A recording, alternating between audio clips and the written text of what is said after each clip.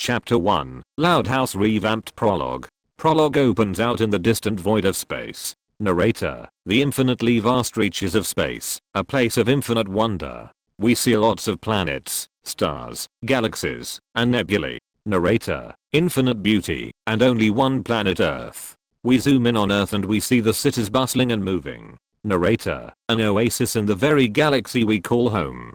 But it's also plagued by infinite evil. Bank robberies, bad guys and alien invaders were destroying everything. Bad guys were blowing stuff up and causing mayhem and chaos. Banks were being robbed. And aliens from distant planets and galaxies were destroying everything. Narrator, who will protect us from all of the evil forces that threaten our world and universe? Who will confront the destructive forces from other worlds and different dimensions? Who will be the defenders of the universe? But then one alien monster explodes, and it shows us as Team Loud Phoenix Storm making an entrance. Narrator, Team Loud Phoenix Storm. That's who. A newspaper shows us defeating all the evil. Narrator, Team Loud Phoenix Storm. We are flying out of our estate headquarters to save the day once again. Narrator, nothing can stop them. James Dean Knudsen and his family, Lincoln Loud and his sisters, Riley Anderson, Hercules and Zoe Weatherly, and their many friends, many superheroes from comics and different worlds and reformed villains. Together with the help of advanced futuristic cutting-edge technology. We were using highly advanced cutting-edge technology from thousands and hundreds of years into the future. Narrator, advanced scientific tools. Lisa, Nicole and our scientists were working in the lab with all kinds of chemicals and machines. Narrator, their super vast wealth and fortune. Our safe was filled with gold and jewels. Narrator, and their incredible omnipotent superhuman powers. Team Loud Phoenix Storm is on a mission to obliterate the evils that threaten the entire universe. We are battling all kinds of monsters that were destroying the cities, terrorizing the areas around us, and ruining lives everywhere. We were tearing bad guys apart and throwing them in jail or killing them. Narrator, there is no rest for evil. It's time for action. I punched a bunch of villains and they went flying. Narrator, it's time for justice. Lincoln blasted a bunch of bad guys with lightning and electrocuted them into ash. Narrator, it's time for adventure. We went to all kinds of distant planets and galaxies in our ships. Narrator, Team Loud Phoenix Storm. They may be kids, but they are smart, powerful, and ready to kick some evil butt. We fired a powerful blast of energy at a monster and blew it to pieces. Narrator, Team Loud Phoenix Storm. They fear nothing and are your defenders. Me, watch out forces of evil. Justice has a new name. We are standing on a building as a phoenix forms behind us in a fiery explosion. Narrator, the Loud House Revamped. Rise of Team Loud Phoenix Storm. The greatest adventure has just begun. Chapter 2, Origins Part 1, Moving and Meeting the Louds. Me and my family are moving to Michigan. My name is James Knudsen, but my friends call me JD. Me, my mom and dad, my sister, brother-in-law, niece and nephew are moving into our new multi-million-dollar mansion in Royal Woods, Michigan. Me, I'm going to check out the neighborhood.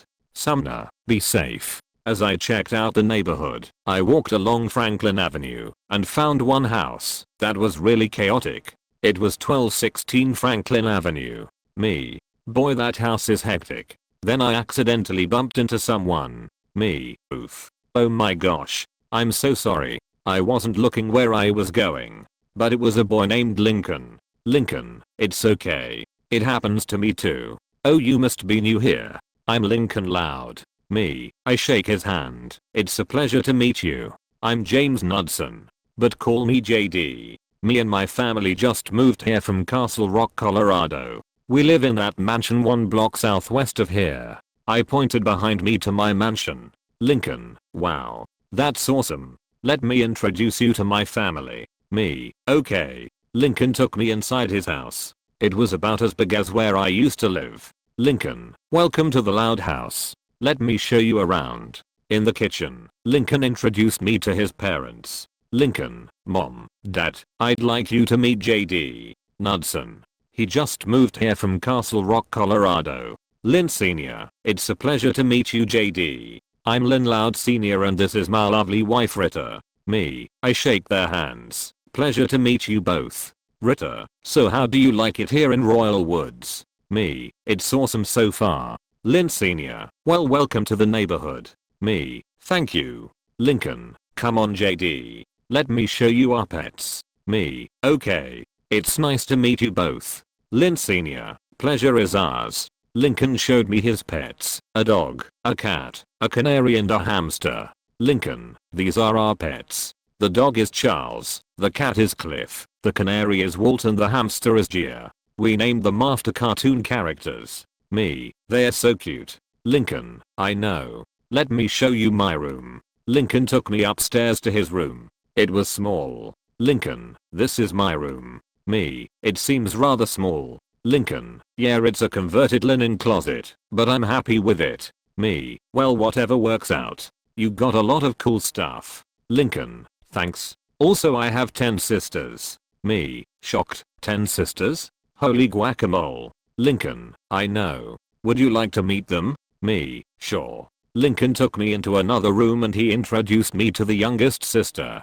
Lincoln, this is the youngest, Lily. She's 15 months old. Me, oh, she's so cute. Lily was about to cry. Me, oh, I think I know what you want. I hand Lily her lavender blankie. Lincoln, you're great with babies JD. Me, I've had some experiences. I hold her. Baby talk. You want to see some silly faces? I make a lot of funny faces and she laughs. Lincoln, wow, you are great with that.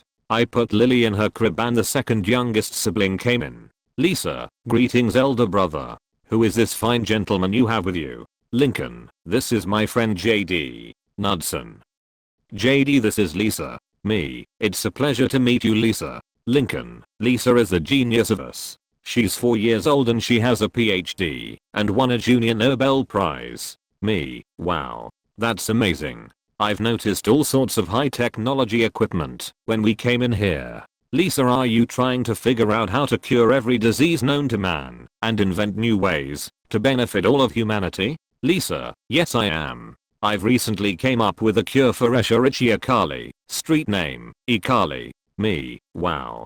That is incredible. Then a voice screamed. Lala, Lana. Stop it. Lana, make me. Lincoln, we got another twin fight. Me, twin sisters, huh? Cool. Lincoln took me into the twins' room. The twins were fighting in a cloud. Me, does this happen a lot? Lincoln, yep it does. Lincoln broke up the fight. Lincoln, guys, I'd like you to meet my friend JD. He just moved here. Me, it's a pleasure to meet you both. Can you tell me about yourselves? Lala, my name is Lala Loud. I like tea parties, the color pink, and photo shoots. I compete in beauty pageants. Me, I can see that. You have a lot of pageant crowns and trophies. You have quite the talent. Lala, why thank you. Lana, my name is Lana Loud. I like mud, animals, and I'm a handyman. Hands me a business card. I do toilets, sinks, showers, and automobiles. Me, wow. Lana's frog friend Hop sleeps onto her shoulder. Lana, this is my friend Hops. Me, it's a pleasure to meet you Hops. Hops high fives me with his tongue. Lincoln, Lana and Lala are both 6 years old, and they have different trays. Me, that's alright with me. The fourth youngest came in. Lanny, Lincoln, can I ask you a quick question? Lincoln, sure Lanny. But first let me introduce you to someone. This is my friend JD. Knudsen. He just moved here from Colorado. JD. This is Lanny Loud. She is 7 years old, and she is our artist. Lanny, it's a pleasure to meet you. Me, likewise. Lincoln, sorry JD. I miscounted. I have 11 sisters. Me, that's alright. It happens to me too. So what kind of pictures do you paint? Lanny showed me her paintings and they were beautiful. She had a lot of talent. Me, Lanny, your pictures are beautiful. Lanny, thank you.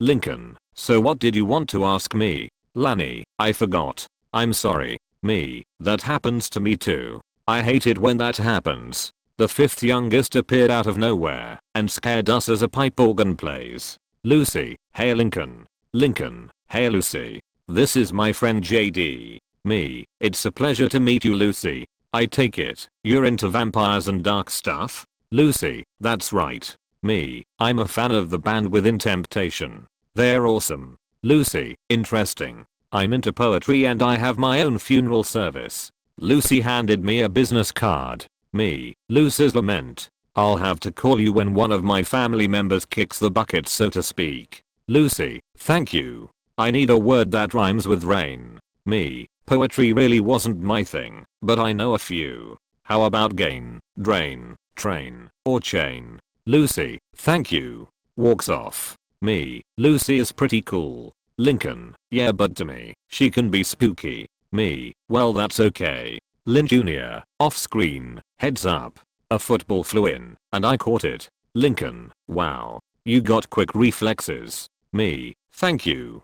The fifth oldest came in. Lynn Jr., you caught my football? Cool. Lincoln, Lynn, this is my friend JD, this is Lynn. She's 13 years old and she's the sports fanatic and athlete. Me, it's a pleasure to meet you. Lynn Jr., same here. She shakes my hand, and she has a strong grip. Me, wow. You have a strong grip. What sports do you play? Lynn Jr., basketball, baseball, soccer, football, hockey, and more. Me, wow. You have a tremendous love of sports. I watch a lot of football and baseball on TV, but I mostly watch crime documentaries. Lynn Jr., cool. Lincoln, we still have more sisters to meet. As we were about to enter Luna and Luan's room, Lincoln pulled out an umbrella as a bucket of water dumped on us. We didn't get soaked. Me, the old water bucket over the door trick. A classic. Luan, come on Lincoln. I thought we were pals. Rimshot, laughs. Me, laughs. Good one. Lincoln, groans. JD. This is Luan. She's 14 years old, and she is the jokester. Me, it's a pleasure and I can tell you have quite the sense of humor. Luan, thank you. I have a, shakes my hand and zaps me, shocking personality. Rimshot, laughs. Get it? Me, laughs. You are so funny. Luan, reveals a joy buzzer. Thank you, I know what buzzes you. Rimshot, laughs. Me, laughs. Lincoln, Luan is hilarious. Laughing hysterically. Call a doctor. I'm about to bust a gut. Lincoln, JD just moved here from Colorado. Luan, wow. I've heard it's beautiful there. Me, calms down. Sorry about that. It is beautiful. The mountains are gorgeous. Electric guitar music played, and we saw the third eldest Luna playing. Me, rock on dudette. Luna, thanks dude. Lincoln, Luna stops playing. Luna, this is JD. He just moved here from Colorado. Luna is 15 years old. Me, pleasure to meet you Luna. Luna, likewise dude. Me, so you're the rockstar of the family? Luna, yep. My idol Mick Swagger is my inspiration and it's rockin'. Guitar strum, yeah. Me, rock on. We went to the last room and out came the second eldest. Leanie, oh hello there. Are you Elvis? Me, laughs. No I'm not. But a lot of people say that I look like Elvis brought back as someone else. Lincoln, Leanie, this is JD. He just moved here.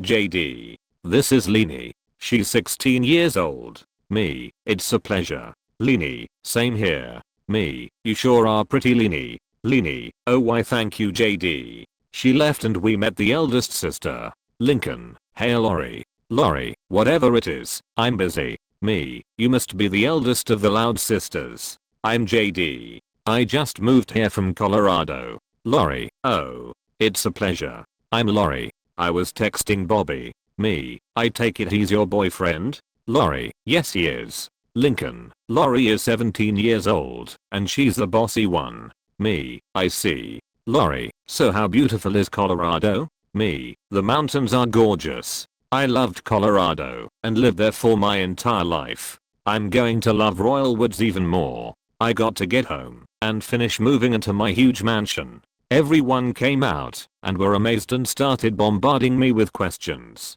Me, whoa, whoa, whoa, whoa, whoa. One at a time people. Lola, how did you get a mansion? Me, my family won the jackpot of the Colorado lottery and we're now filthy rich. Lori, can you show us? Me, sure. I led the Loud family to our huge multi-million-dollar mansion and they were in awe. Me, welcome to my humble abode. Lori, you live in the old Moorbucks estate? Me, yep. I take it they were the previous owners of this mansion? Lola, yeah.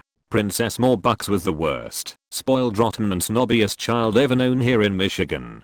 She went to our school at Royal Woods Elementary, and after she went on several crime sprees she became homeless. Lisa, all their assets were seized, and they were evicted and forced to live on the streets. Me, I hate people like that. She got what was coming to her. Inside I showed the Louds around, and we saw numerous rooms. The Louds were amazed. After the Louds went back to their house I finished unpacking my stuff, and got into bed. Me, I'm gonna love it here in Michigan. The end. There you have it folks. This is my first fanfiction ever created. I inserted myself and my family as Ox and used the Morbucks estate from the Powerpuff Girls as my new home. I added Kinghammer Publishing's fanfiction character Lanny Loud to add more interest. I'm sorry if I stole your character. All characters belong to Nickelodeon Studios. Lanny Loud belongs to Kinghammer Publishings. The Morbucks estate and Princess Morbucks belongs to Cartoon Network. Also I would like to thank Thom Perfen for the ideas and inspiration.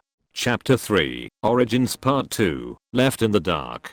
Hunter Spectre, do you believe in ghosts? Join me, Hunter Spectre Hunter, leader of the Academy of Really Good Ghost Hunters or ARGGH, as I descend into the scariest place in any home, the basement. Sunday night at 8 p.m. Don't miss it, or you'll be left in the dark. ARGGH. I'm over at Lincoln's house and just bursting with excitement. Lincoln marks today on his calendar. Lincoln, it's finally here. The live season finale of the greatest show ever. Me, oh yeah. ARGGH. Lincoln, alright, I know you're probably saying to yourself, Lincoln, with 11 sisters, there's no way you're going to get to watch your favorite show. And you'd be right. Every Sunday at 8, it's the same thing. Cuts to a flashback of his sisters fighting over the remote. End flashback. Me, I bet it's like going into a lion's den. Lincoln, yep. Tonight, I have a plan. Busts out his walkie-talkie and calls Clyde. Cadet Lincoln calling Cadet Clyde. Do you read me? Clyde, on the walkie-talkie. This is Cadet Clyde. I read you loud and clear. I'm so excited. We finally get to watch ARGGH together. And by together, I mean you at your house and me at mine, right? Lincoln, to me, for such a landmark event, we decided that it'd be best for us if we watched it separately. Clyde's got a huge crush on my sister Lori. Me, your oldest sister? Lincoln, yep. It gets awkward. Clyde, looking dreamily at a drawing of Lori. Hubba hubba. Lincoln, Clyde. Clyde, do you read me? Clyde, oh, you better hurry Lincoln. It's almost 8 o'clock. Lincoln, it's time to put Operation Distract My Sisters so that I can get to the TV first and watch the special live season finale of ARGGH and think of a shorter name for this operation into action. Me, who? That's a mouthful. How about Operation ARGGH Distraction? Lincoln, that's perfect. Me, how are we gonna pull this off? He gives me 2 frogs. What do we need frogs for? Lincoln, follow me. I follow him over to the twins' room. Lala and Lana came out of their room. Lala and Lana, cartoons. Cartoons. Cartoons. Cartoons. Lincoln, did someone say tea party? Reveals a teapot and a box of cookies. Lala, eee. Thank you Lincoln. Takes the items and goes back into her room. Me, in my head, oh I see how he's doing it. Lana, hey, I don't want to be part of some dumb old tea party. I want to watch TV. Me, not even if. Pulls out something from behind him. These guys are invited. Holds out the 2 frogs. 1 croaks. Lana, eee. Thanks JD. Takes the frogs and goes back to her room. Lincoln, hey Luan. Luan, I was just heading downstairs to watch TV. Lincoln, you might want to grab your video camera instead. The twins are at it again. Lala and Lana are fighting. Luan, this is totally going to go viral.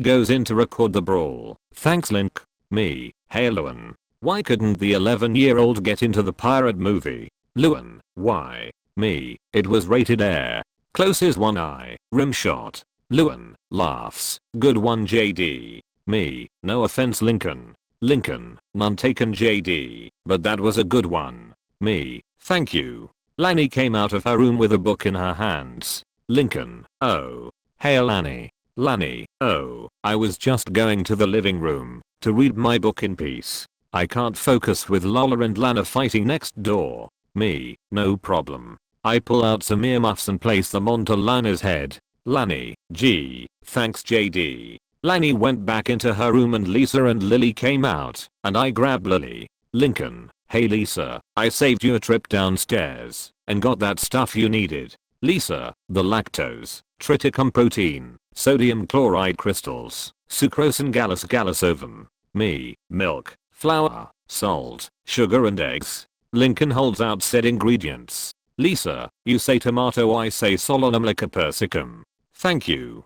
Takes the ingredients and goes back into her room. Lynn, yeah. 2 minutes to game time. Who? Lincoln, hey Lynn, check it out. Holds out a football that starts floating. I filled it with helium for the extreme player who demands more. Lynn, I demand more. Leanie comes out. Me, go long. I throw the ball into Lynn's room.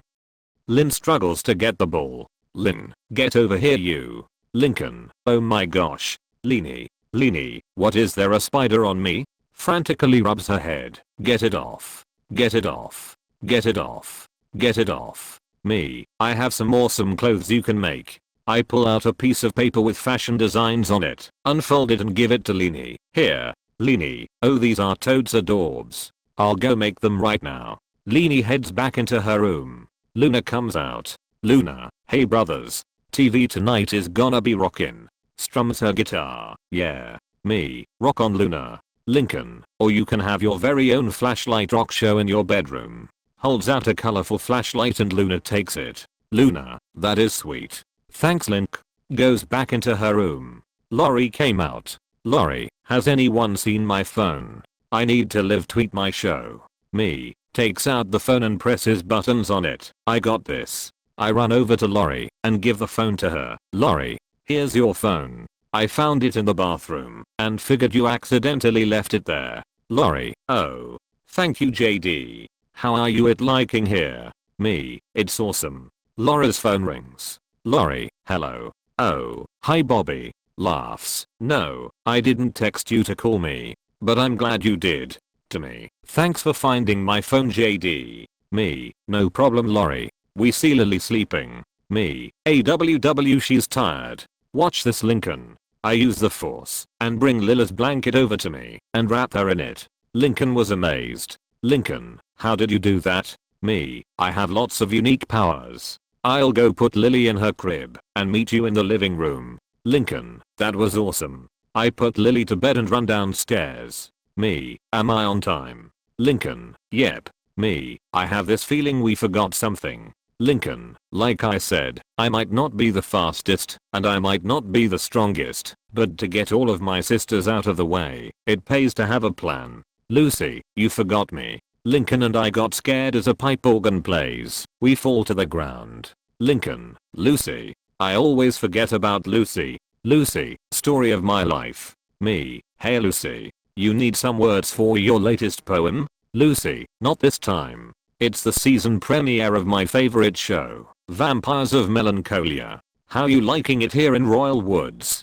JD? Me, it's awesome Lucy. Thank you for asking. Lucy, you're welcome. Lincoln, this is the episode of ARGGH that everyone is going to be talking about at school tomorrow. Please let us watch it. Pretty please with a black cherry on top. Me, I would have chosen a black rose. Lucy, those are my favorite flowers JD. But I'm sorry guys, but you know the rule. I was here, in slow motion, first. Lincoln, no. Looks at the remote and licks it. Ha. Me, oh. Lucy, holds up another remote. That's the old remote that Lily threw in the toilet. Lincoln gags, rubs his tongue, and spits out the germs. He then weeps and I console him. Lucy, sorry Lincoln. I can't miss my vampires. Edwin is so cold, tormented and mysterious. Sigh. If only he wasn't from another century. Lincoln, another century. He whispers something to me, and I smile, and wink and give him the thumbs up. That's okay, Lucy. You watch your show on the big color TV. I'll go watch my show on Dad's crummy old black and white TV. This got her attention. Lucy, black and white are my favorite colors. Me, yeah, it'll make watching my show a little more spooky. Lucy, spooky is also my favorite color. Lincoln, well enjoy your vampires. Lucy, wait. I'll take the old TV. In Lucy's room I carried in the old TV and put it on Lucy's bed. Lincoln, wow. JD you are strong. Me, it's not that heavy. I help dad around the yard a lot. Lincoln, now to plug it in. I noticed the plug is all dented, bent and had electrical wires exposed. Me, this plug needs to be fixed. But we'll try it anyway. I plug it in, and the power goes out. Oh tire logs. The loud kids were murmuring in confusion about why the power was out. Lori, alright. Alright. Everybody just calm down. Leanie, guys. I can't see anything. I think I've gone blind. Lori, no you didn't go blind. What the heck happened? Lincoln, me and JD were just plugging in the old TV for Lucy and it must've made the lights go out. Lori, of course it was your fault. Lincoln. All the other sisters complain about what their brother did. Lani, girls please. I'm sure Lincoln didn't mean to cause a blackout. Lincoln, yeah. All I did was plug in some dumb old TV. Me, coming to Lincoln's defense, yeah, we didn't mean to make the lights go out. Luan, hey, I know the reason why the lights went out. Cause they liked each other. Me and her laugh as her siblings sigh. Get it?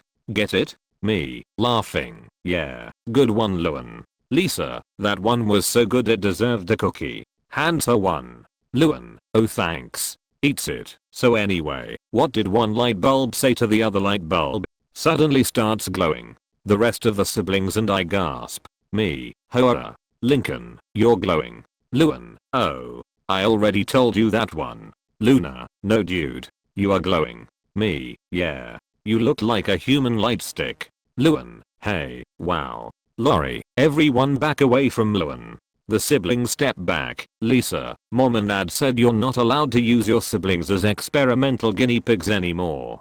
Leanie, yeah. Not after what you did to me. Cuts to a flashback of Leanie and Lisa with Leanie experiencing side effects from Lisa's experiment. Her face is extremely swollen and covered in blemish-like substances. Leanie, my face feels funny. Flashback ends. Me, it was some kind of experimental cream that was created to get rid of acne forever, right Lisa? Lisa, affirmative JD. Classic. All I did was infuse the bioluminescent DNA of the E. Coria Victoria jellyfish into a cookie. I call them glorious.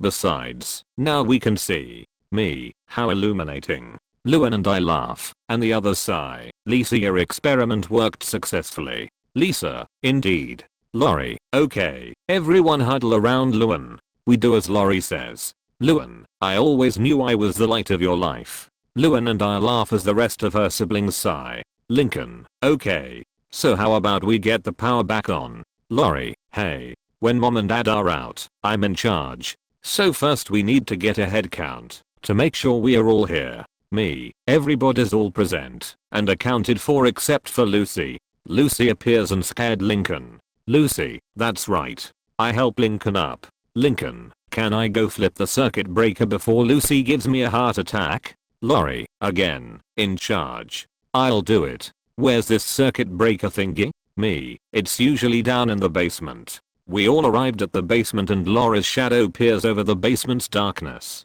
Lori, why am I the one who has to do this? Me and everyone else. Because you're in charge. Me, you even said so yourself. Lori, alright.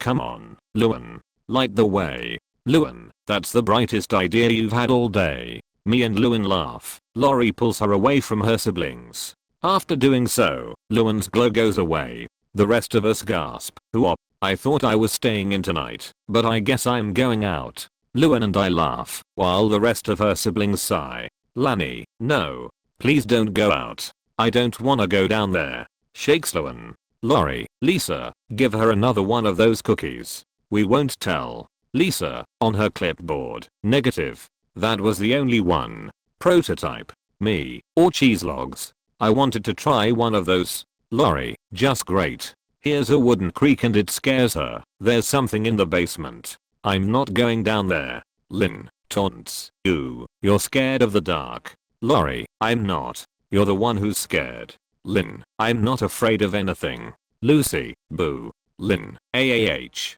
While most of the girls start arguing, The twins start to tremble with fright. Lala and Lana, there's a ghost in the basement. Sobbing. Lincoln, guys. I'm running out of time. It's really important that me, Lincoln, your sisters are really scared. We have to do something. Lincoln, sighs in realization. You're right, JD. I need to fix this. Okay, quiet. The girls stop. Come here, you two. It's okay. There's nothing to be afraid of. Hugs the twins to comfort them. Me, it's okay, Lanny. I will make sure nothing happens to anyone. Hugs me. Lincoln, your big brother and best friend will protect you. In fact, we will protect all of you. For I'm Cadet Lincoln. Cadet Lincoln, highly trained student of the Academy of Really Good Ghost Hunters, or ARRGH. ARRGH. Me, and I'll protect all of you too, for I'm Cadet James. Cadet James, Elite Lights Ward Specialist of the Academy of Really Good Ghost Hunters, or ARRGH. ARRGH. Lightning strikes in the background. My eyes glow green and Lincoln puts on his night goggles and busts out his walkie-talkie. Lincoln, Cadet Clyde, this is Cadet Lincoln. Forget the plan. I'm going to need backup. Enter Clyde. Clyde, Cadet Clyde reporting for duty. Notices Lori and gets aroused. LLL Lori? Starts acting like a malfunctioning robot. Red alert. Red alert. Does not compute. Circuit overload. I snap my fingers and Clyde snaps out of it. Clyde, thanks JD. Me, no problem Clyde. Is that what you meant by awkward, Lincoln? Lincoln, yep. Prepares to enter the basement. I will now descend into the scariest place in the house. The basement. Basement, but fear not. With my official ARRGH branded night vision goggles, I can see in the dark. Begins to head down, but slips down the stairs and loses his walkie-talkie. I run to the door. Me, Lincoln, are you okay? Lincoln, the bad news is, my goggles are just a toy and do not really see in the dark. The good news is they cushioned my face from the hard basement floor. Luan, hey, I think my video camera has a night vision setting. Lincoln, rushes back up. Sweet. Takes it. It's just like the cameras they use on ARRGH. I'm going in. Me, no. Let's all go, together.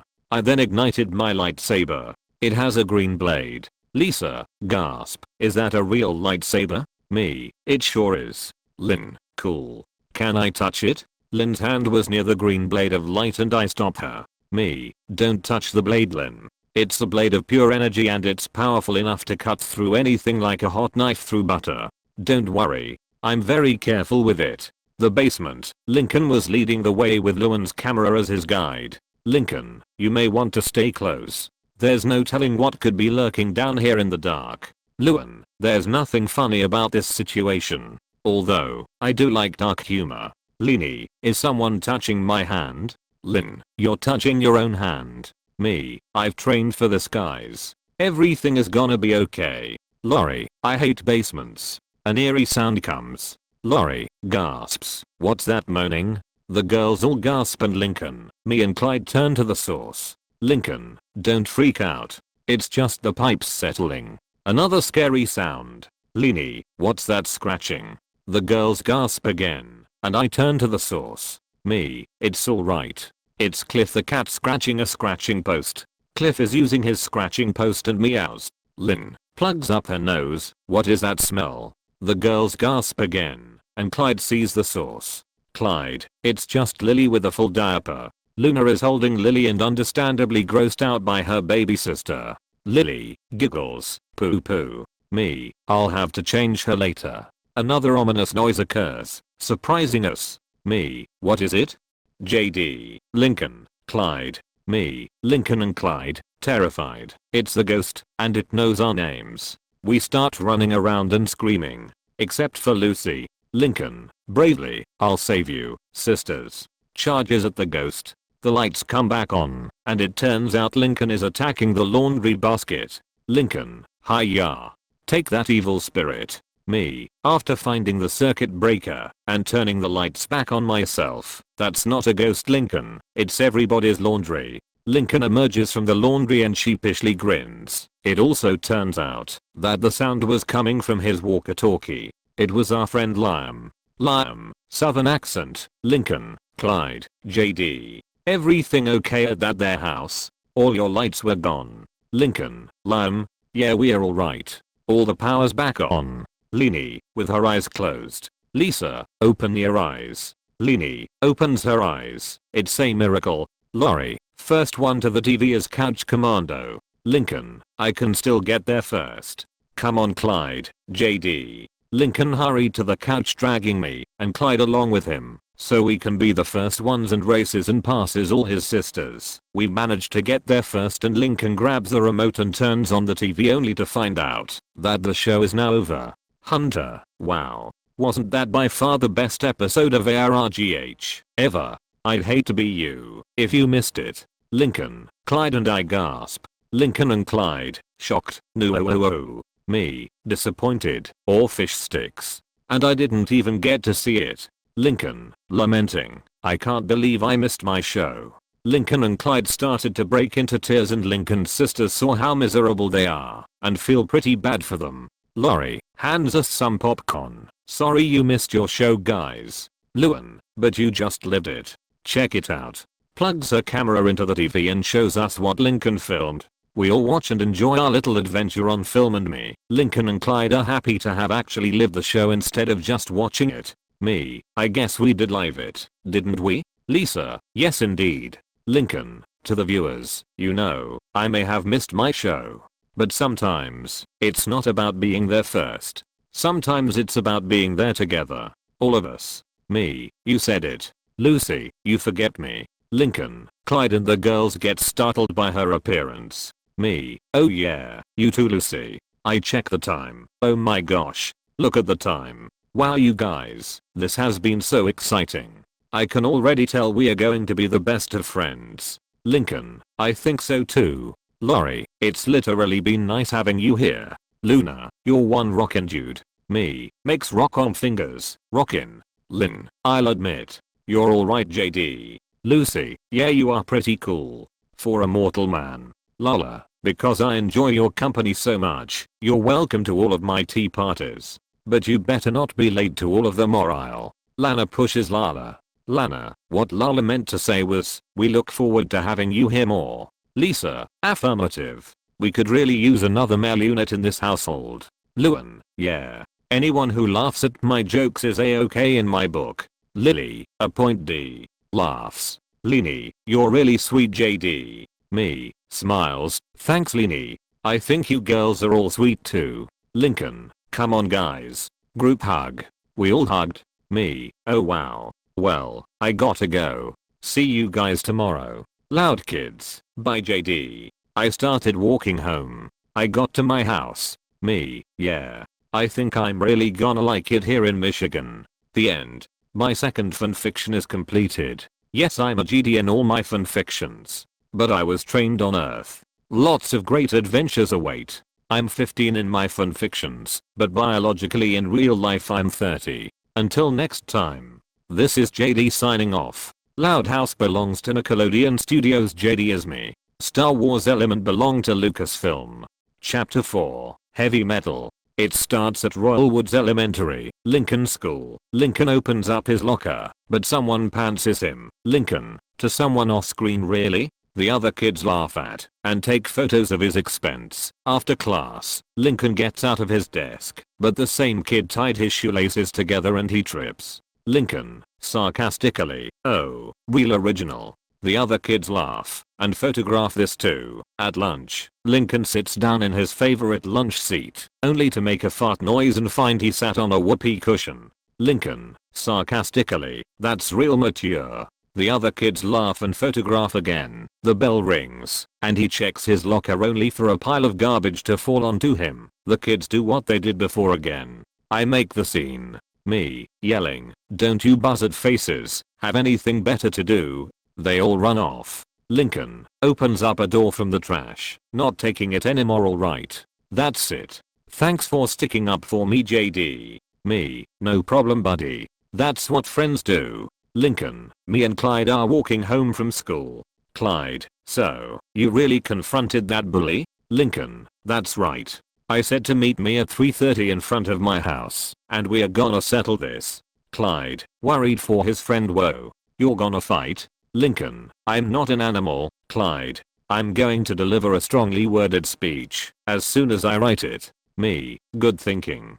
Clyde, noticing something. Looks like that bully left you a note of their own. Lincoln, huh. Sees a sticky note on his head, pulls it off, and reads it lame-o. There's also a piece of gum in Lincoln's hair.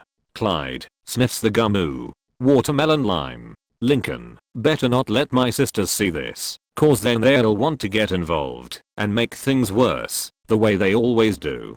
Clyde, I don't know. Maybe they'd be helpful. Your sister Lori gives great advice. She told me to never be myself. I love that woman. Looks lovesick. Lincoln, or Clyde. Sweet, innocent Clyde.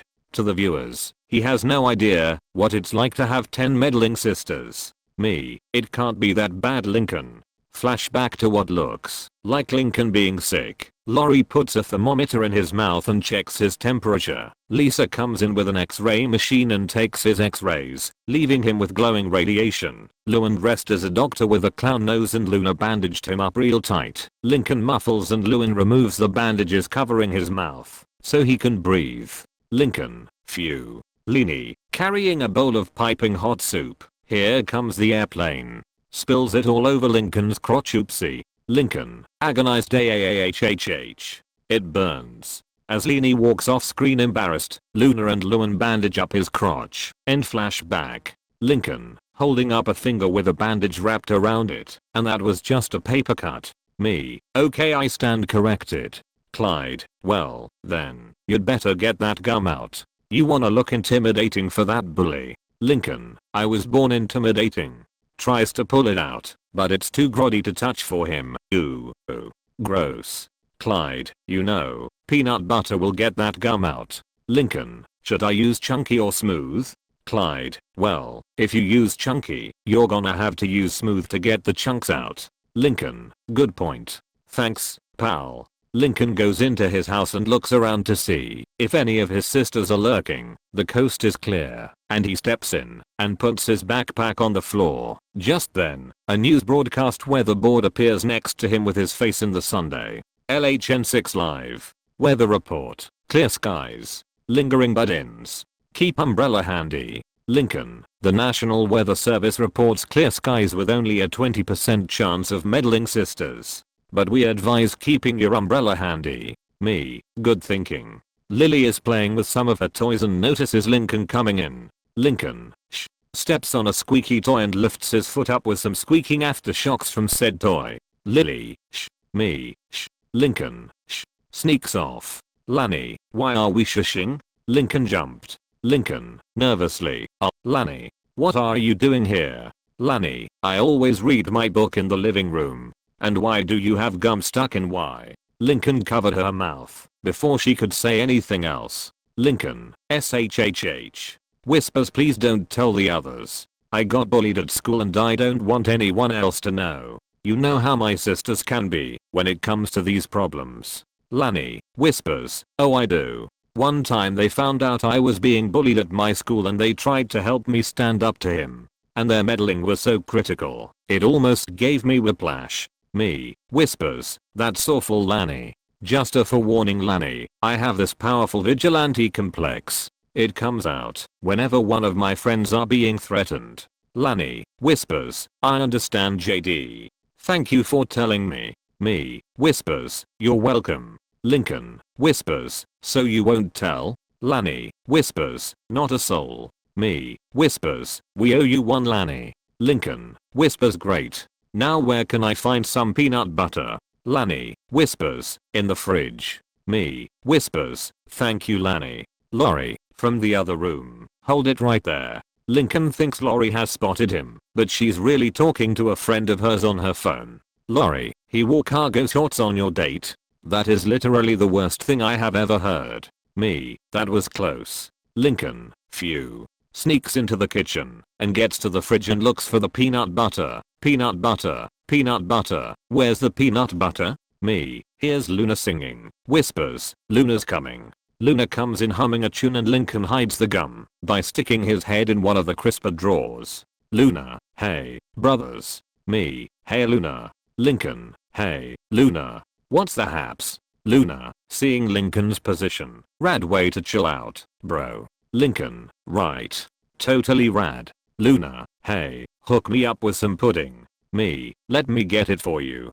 Feels around for a pudding cup and touches a piece of broccoli. Broccoli, takes a piece of broccoli, finds a pudding cup, and hands it to Luna. Luna, thanks. Stay cool. Leaves. Me, rock on dudette. Makes rock on hand sign. Eats the broccoli as Lincoln gets his head out of the crisper drawer with a head of cabbage on the gum and shakes it off. He finds the peanut butter jar. Lincoln, peanut butter. Opens the jar and discovers that it's empty. Frustrated why do people put empty jars back in the fridge? Puts it back in despite what he just ranted about. Me, it's a bad habit of some people. I take the empty peanut butter jar and throw it in the trash. Lincoln, I need a plan B. Lori, still on the phone. Socks and sandals?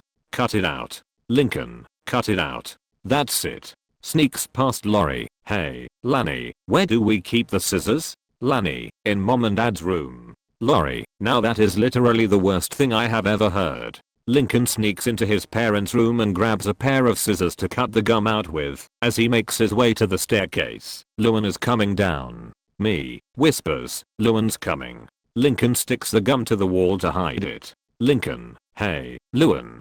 Luan, hey, Lincoln. Hey JD. What do you think of this joke? If I were you, I'd go for the baboon. Lincoln, puzzled, I don't get it. Me, that one I don't get. Luan, oh, well, that's just the punchline. I still gotta think of the setup. Me, you'll think of it Luan. After all you're the funniest person I know. Oh that reminds me, what do you call two bananas? Luan, I don't know. What? Me, you call them a pair of slippers. Rimshot. Luan and I laugh. Luan laughs. Good one JD. That one had lots of appeal. Rimshot. Me and Luan laugh some more. Lynn Sr. off screen laughs. Good ones you too. Me. Thanks Mr. Lynn. Luan walks away and we heads up the stairs and make it to the door to Lincoln's room, but his mother calls Lincoln. Ritter. Off screen. Lincoln. Honey. I need you to take out the trash. Lincoln. Okay, mom. 5 minutes. Ritter. Not 5 minutes. Now. Lincoln. I will. Just give me 3 minutes. Lynn Sr. Lincoln. Listen to your mother. Me. I'll take it out for you Lincoln. Lincoln. Thanks JD. I take the trash can out to the backyard and I put a trash can lid on my head. Then Leanie comes out. Me. Hey Leanie. Leanie. Hey, JD. Is my desk lamp in there? I can't find it anywhere. Me. Opens the trash can and doesn't see it. Nope.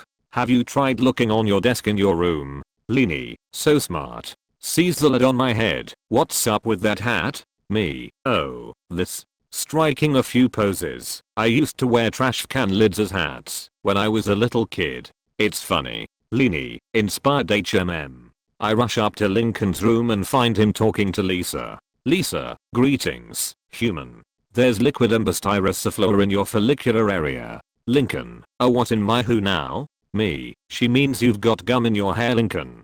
Hey Lisa, you need some help with any scientific experiments today. Lisa, unfortunately no JD but thank you. Now back to Lincoln. Lincoln, oh, yes. I'm sure it's just. Lisa, I assume that being of average intelligence, you didn't place it there yourself. Therefore, I can only deduce that someone has been picking on you. Lincoln, begging his genius sister. Lisa please. You can't tell. I don't want everyone getting involved. Lisa, don't worry. I do not have enough room in my brain for this kind of tomfoolery. Walks away. Lincoln, phew. Enters his room. Lincoln takes out the scissors and snips the gum out. Me, I sense a disturbance in the force. Lincoln. Lisa will tell your sisters and they will come up here in 3.2.1. But just as Lincoln's about to dispose of the gum, Lynn kicks the door open with every sister there. Lynn, you're being picked on. Lanny, I didn't tell them Lincoln. I swear. Me, I know you didn't Lanny. Lori, wait. You knew about this? Lincoln, irritated. Lisa, I thought you weren't going to say anything. Lisa, no. What I said was I did not have room in my brain for your secret. Hence, I removed it and transferred it to Lynn, whose brain apparently has ample room. Lin. Thanks. Beat hey. Me. No Lin. She didn't mean that as an insult. She meant that your brain has enough space to store more information. Because your brain needs a lot of knowledge. When your body grows your mind changes, and your brain is always learning. Because knowledge is power. Lisa. Precisely. Lin. Oh. Thank you. Me. You're welcome. Luan. Now back to Lincoln. Luna. So, you are being picked on. Lini. I bet it was the same jerk who bullied Lanny. Lincoln. Nervous. Of course not. Me. Angry. If it was then I'd pulverize him into a pulpy pancake. Calms down. See Lanny? That's my vigilante complex. Lanny. I see what you are talking about JD. Lana. That is cool JD. Luan. Back to Lincoln. Points to the gum. Then what's that in your hand? Lincoln. That's just my gum. Chews it trying to cover it up but obviously disgusted by it. Watermelon lime.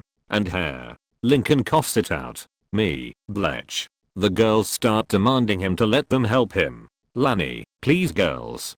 Don't help Lincoln. You'll only make it worse. Lincoln. Begging them. Please stay out of this. You'll only make it worse. Lori. If by worse you mean better, I agree. Lala. You should go straight to the school principal. Me. That's the mature choice Lala. Thank you. We should done that before we came home though. Lala. Oh. Well it's too late now and you're welcome. Lori. Forget that. You should literally text an embarrassing picture of him to all his friends. Luan. I'm gonna write an insult comedy routine that will leave him in tears. Lin. Flips at Lincoln who are. I block a kick meant for Lincoln. Good defense JD. Basic stealth ninja kick. That's how you're gonna take him down. Me. Thanks Lin. You have quite the fighting spirit. But Lincoln is not gonna fight. Lanny. I. Smoke begins puffing out of her ears. Her eyes started spinning around. Lincoln gives us an update on the weather of his life with storm clouds coming in over his face. Sister Nado warning. Category 1 butting in. Primary risk. Making things worse for me. Damaging childhood. Bad advice. Breaking news. First alert severe twister threat. Lincoln. Well, folks, the National Weather Service has just released a Category 1 Tornado watch. We advise boarding up your windows and preparing your emergency supplies. Lin suddenly grabs me and has me in a hold. Lin, that's the camel clutch. Another good option for ya. Me, grabs Lin and reverse twist and pins her to the floor. Not bad Lin, but I'm a 9th degree black belt. I'm impressed though. Lin, thanks JD. Luan, we'll start with some basic dumb jokes. Like, you're so dumb you locked yourself inside your car. That kind of thing. Lanny, stammers gibberish. Lala, who I know. I'll invite him to a tea party and make him use a chipped cup. Has a sinister smile with a sinister sting to accompany it. I'm so evil. Sometimes I scare even me. Me, you're gonna have to do better than that Lala. I notice Len standing in a strange pose. What are you doing? Lin pulls my shirt over my face. Surprise mime attack. I invented that one myself. Me, nice. Clever sneak attack. Lincoln, Lin, I'm not going to fight. Lin, ugh. Fine. I'll take care of this myself. Walks off. Luna, you should do this. I cover my ears as Luna slams a pair of cymbals right in Lincoln's ears. His ears'll be ringing for days. Luan, ugly jokes are always good too. Like, you're so ugly, you have to trick or treat over the phone. Lincoln, his ears still ringing what? Lanny, continues to stammer gibberish. Lin returns with a boy and is carrying him by the seat of his pants. Lin, look. I found him. The girls surround him and are not very happy with him. Lori, how dare you bully our brother? Only we get to do that. Lana spits the gum right into Lincoln's hand. Smoosh your watermelon lime gum in his hair. Lincoln sees Lincoln is too hesitant to do it. Fine. I'll do it. Lincoln, wait. Stop. This guy isn't my enemy. Although, thanks to you, he probably will be now. The boy growls at him for what he's been put through. I look right into his eyes with pure hate and growl at him and bare my teeth at him in a ferocious manner. Me, threateningly, don't even think about it you chump. Roars like a tiger at the boy. The boy was so scared that he peed his pants. Lin, whoa. That was awesome. Me, thanks Lin. Lin, Kicks the boy out. Why are you still here? Lana, I can't believe I almost wasted perfectly good gum on him. Takes gum back and chews it. Lynn, I'll go get another boy. Proceeds to do so. Lincoln, no. Lynn, stop. It's not even a boy. Lynn suddenly stops, surprised at that fact, and the others are perplexed. Leanie, is it a dog? Lincoln, sighs, it's a girl. The girls are flabbergasted and gasp to hear the news, but then, all of them, except Lisa, start squealing with delight. All Lanny did was faint. Lincoln, perplexed, what? Me, okay, why is everyone squealing like a bunch of giddy fangirls? All the girls, except Lisa, give him a big group hug and suffocate him. Lisa, normally, I don't care for inane human emotions, but, squeals just as delighted as they did, and joins the hug. Luna, Lincoln, why didn't you tell us you had a girlfriend? Lola, she sounds so pretty. Lincoln, suffocating, what is happening? They all release Lincoln from their hug. Lori, when a girl picks on you, that only ever means one thing, she likes you. The girls all squeal again, and Lincoln is just dumbfounded at this explanation.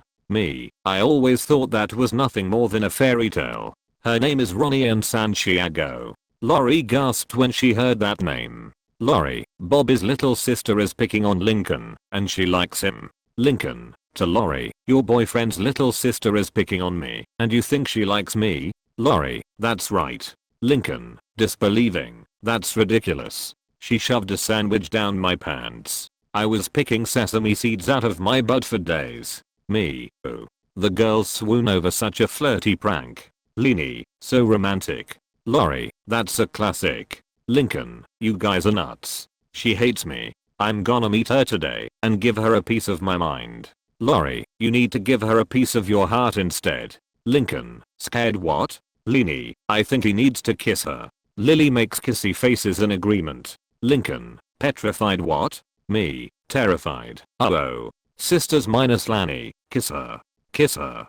Kiss her. At that moment, as the girls continue chanting Lincoln to kiss his bully, they all start forming miniature tornadoes around them and merge together to create the Sisternado. A weather warning pops up with the tornadoes taking over Lincoln's space. Sisternado red alert. Breaking news. SOS/TAKECOVER/AAAHH. Lincoln, this Justin from the National Weather Service. The Sisternado watch has been upgraded to a Sisternado warning. Take cover immediately. Sisternado, kiss her. Kiss her. Traps Lincoln inside. Kiss her. Kiss her. Lincoln escapes. Me, I grab Lanny. Let's run for the bathroom. We run into the bathroom to seek shelter. Me, what's wrong with Lanny? Lincoln? Lincoln, she's having an episode. Me, I've seen this before. This is stressful confusion overload. I get a cup of water and splash her and she's cured. Lanny, what happened? Me, you were having a stressful confusion attack because of your sister's overprotective meddling.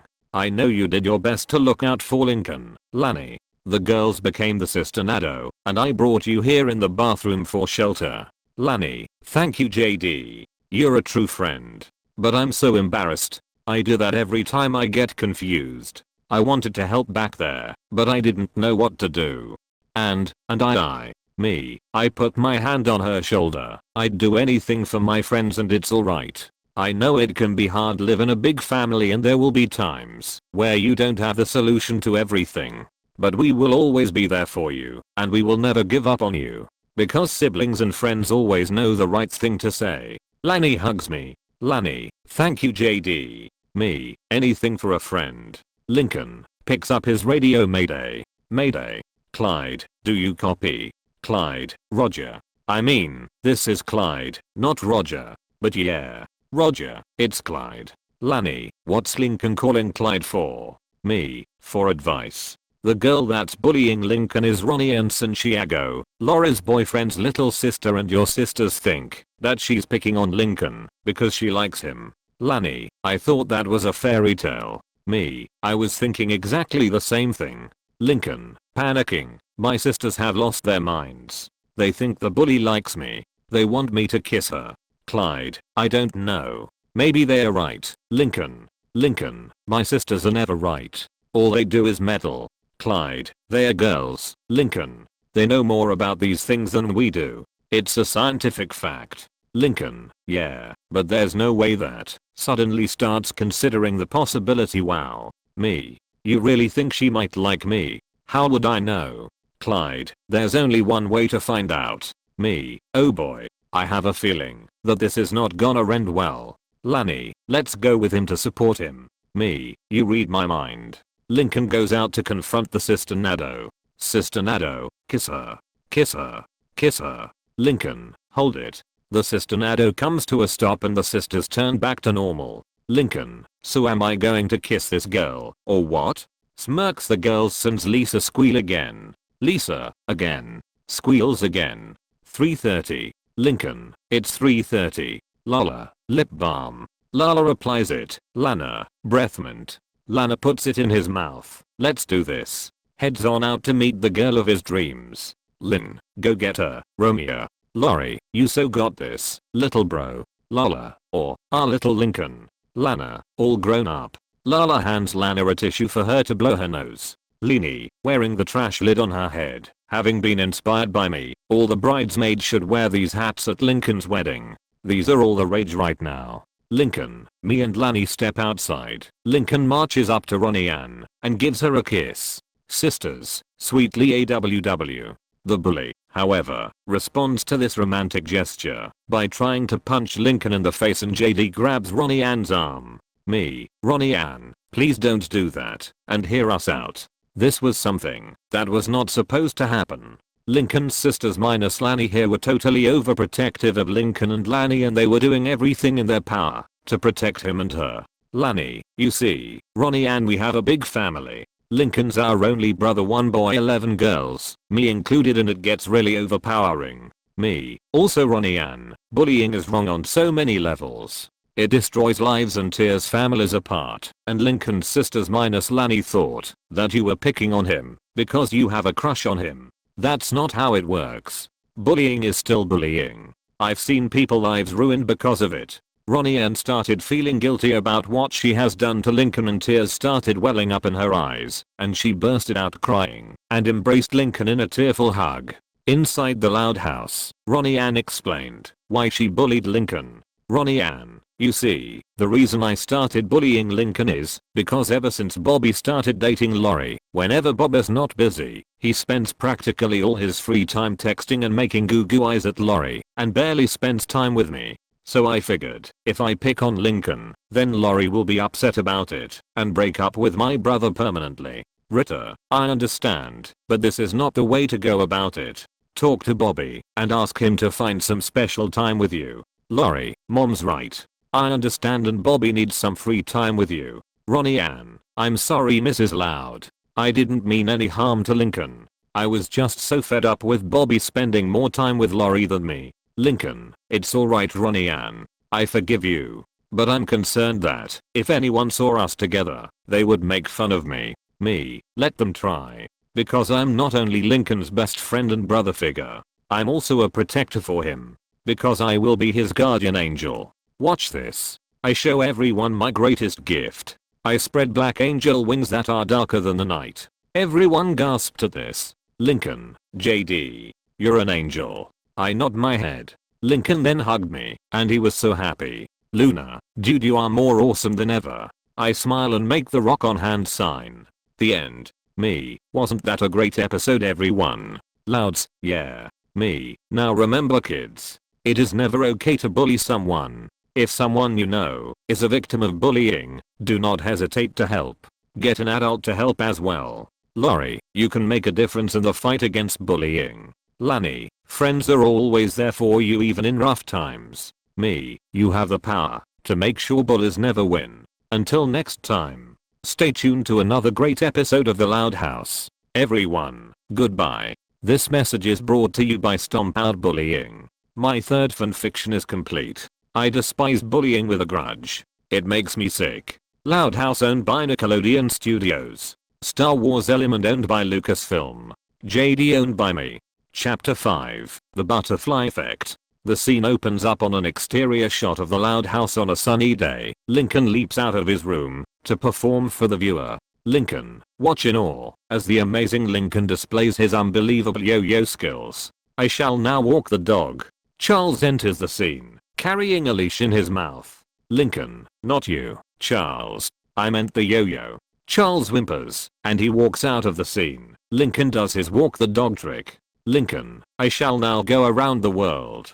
Charles enters the scene, carrying a suitcase. Lincoln, sorry, still talking about the yo-yo. Charles whimpers, and he walks out of the scene. Lincoln attempts to do the around the world trick, but the yo-yo flies off his finger, ricochets around the hallway, and flies into Lisa and Lila's room, causing a crash. Lincoln, nervous. The amazing Lincoln will now take a brief intermission. Lincoln and Charles look into the room, and they see that the bottles on Lisa's desk have been broken, with their contents spilled. Lani, Lisa, whatever experiment you're doing, do you think you can keep it down? Lani sees the mess in Lisa's room and gasps, Lincoln, what have you done? Lincoln, oh, I was doing a yo-yo trick, and then it mashed right into Lisa and Lila's room. It was an accident, I swear. Lani, well, accident or not, you need to tell Lisa what happened. Lincoln, are you kidding me? You know what she'll do if she ever finds out? Lani, I'm sure it won't be that bad. Flashes into Lincoln's imagination, where Lisa observes the damage in a dark, stylized environment.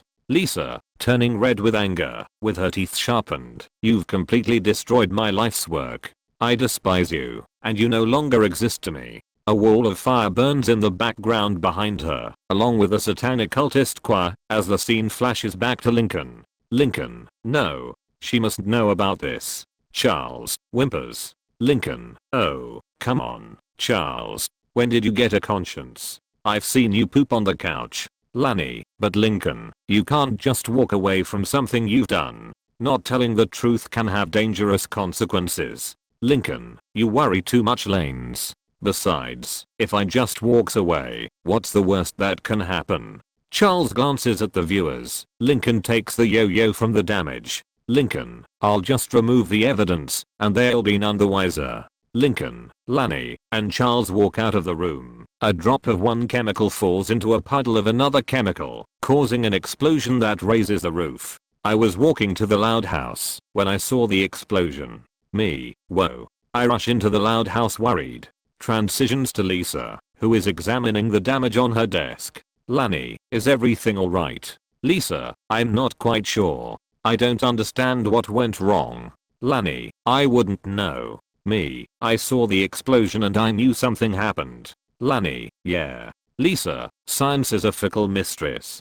Lori is looking over a hole in the wall caused by the explosion, which leads to the closet in hers and Lena's room. Leni pokes her head through the hole. Leni, hi, Lori.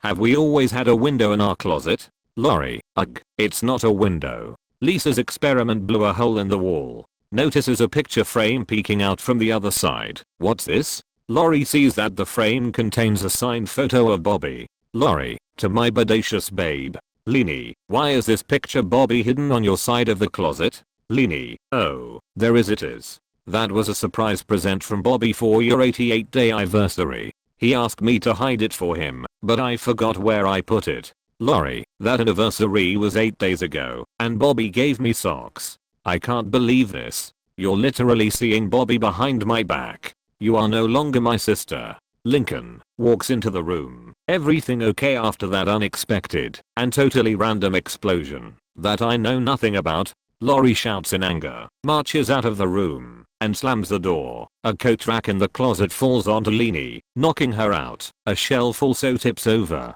causing several pairs of shoes to fall on her. Oh. Let's get her onto Lisa's bed. Leni opens her eyes as she regains consciousness on Lisa's bed. Lincoln, Lani, and Lisa are looking down on her. Leni, what happened? Lincoln, a shelf fell on your head. Lani, you got hit in the head with a lot of shoes.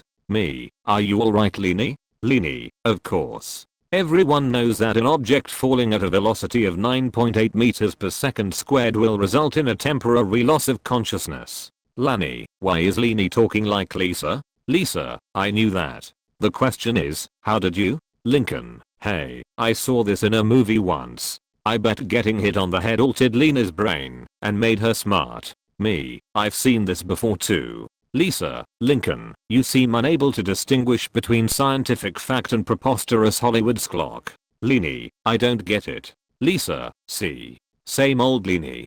Can't even understand simple English. Leanie walks over to Lisa's chalkboard, which contains a complex equation. No, I don't get why you multiplied your z polynomials before solving your non-negative integer exponents. Lisa looks over the equation and gasps loudly as it dawns on her that Leanie is right. Leanie, now, if you'll excuse me, I'm off to disprove Newtonian physics. Bye bye. Lisa collapses to the floor, crestfallen. My world no longer makes sense. Me, Lisa, it's not the end of the world for you. You are a great scientist, and no matter what you will always be a great scientist. Lisa, thank you JD. Charles looks up and growls at Lincoln. Lincoln, don't you have a couch to poop on?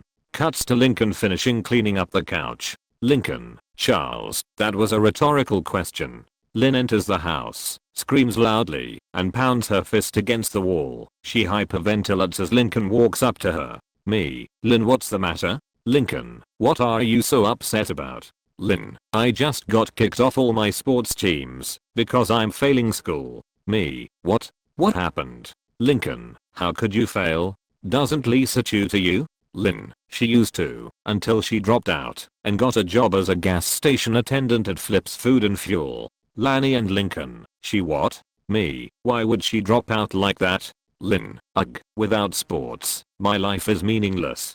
Kicks a soccer ball hard. Lola walks down the stairs. I present to you your new Miss Cute and the ball hits her in the face. Oh, my nose. Lanny, Lala walks up to her. Are you okay? Lala looks into a mirror and sees that her nose has severely swollen up. Lala gasps. How can I be okay? I'm a hideous monster.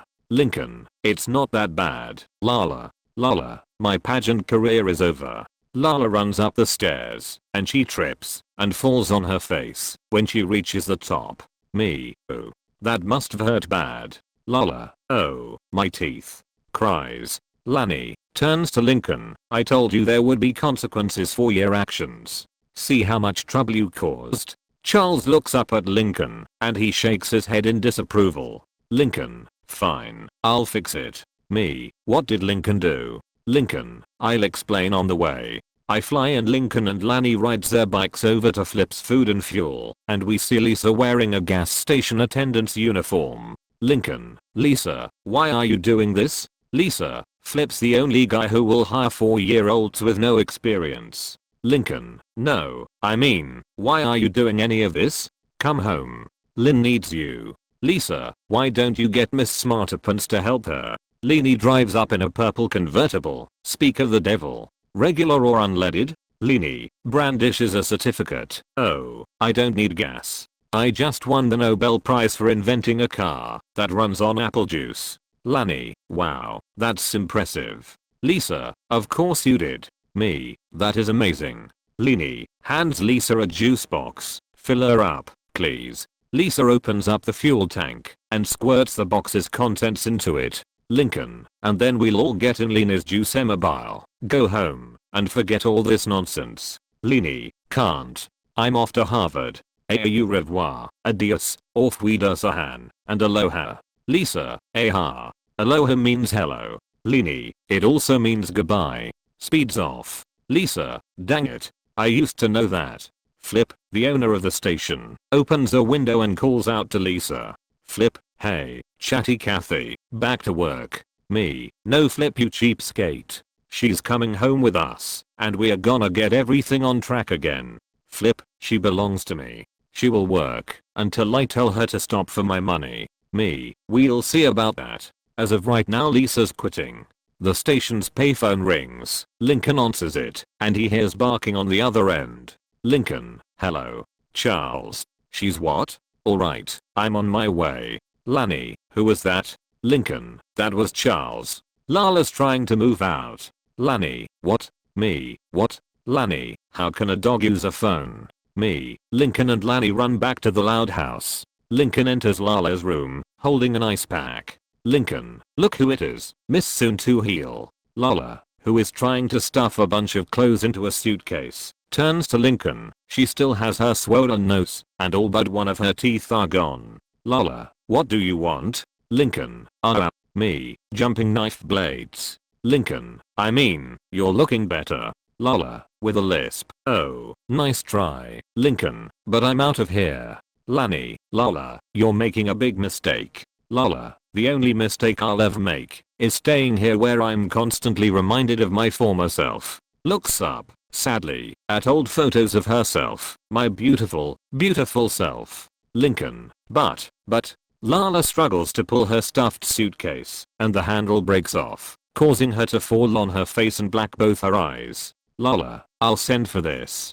Grabs the ice pack, puts it over her eyes, and walks out into the hallway. Lincoln, Lola, wait. Lincoln tries to run for her, but he bumps into a plastic bubble containing Lana. Lani, do I have to ask? Lana, careful guys. You could get seriously injured. Me, Lana? What are you doing in a plastic bubble? Lincoln, yeah Lana, what are you doing in there? Lana, I saw what happened to Lala. Life is a fragile thing. I don't want to take any risks. Lani, but I thought you liked taking risks. Lana, not anymore. From now on, I'll stay in here, where it's safe. You know what I'm talking about, huh? Gia?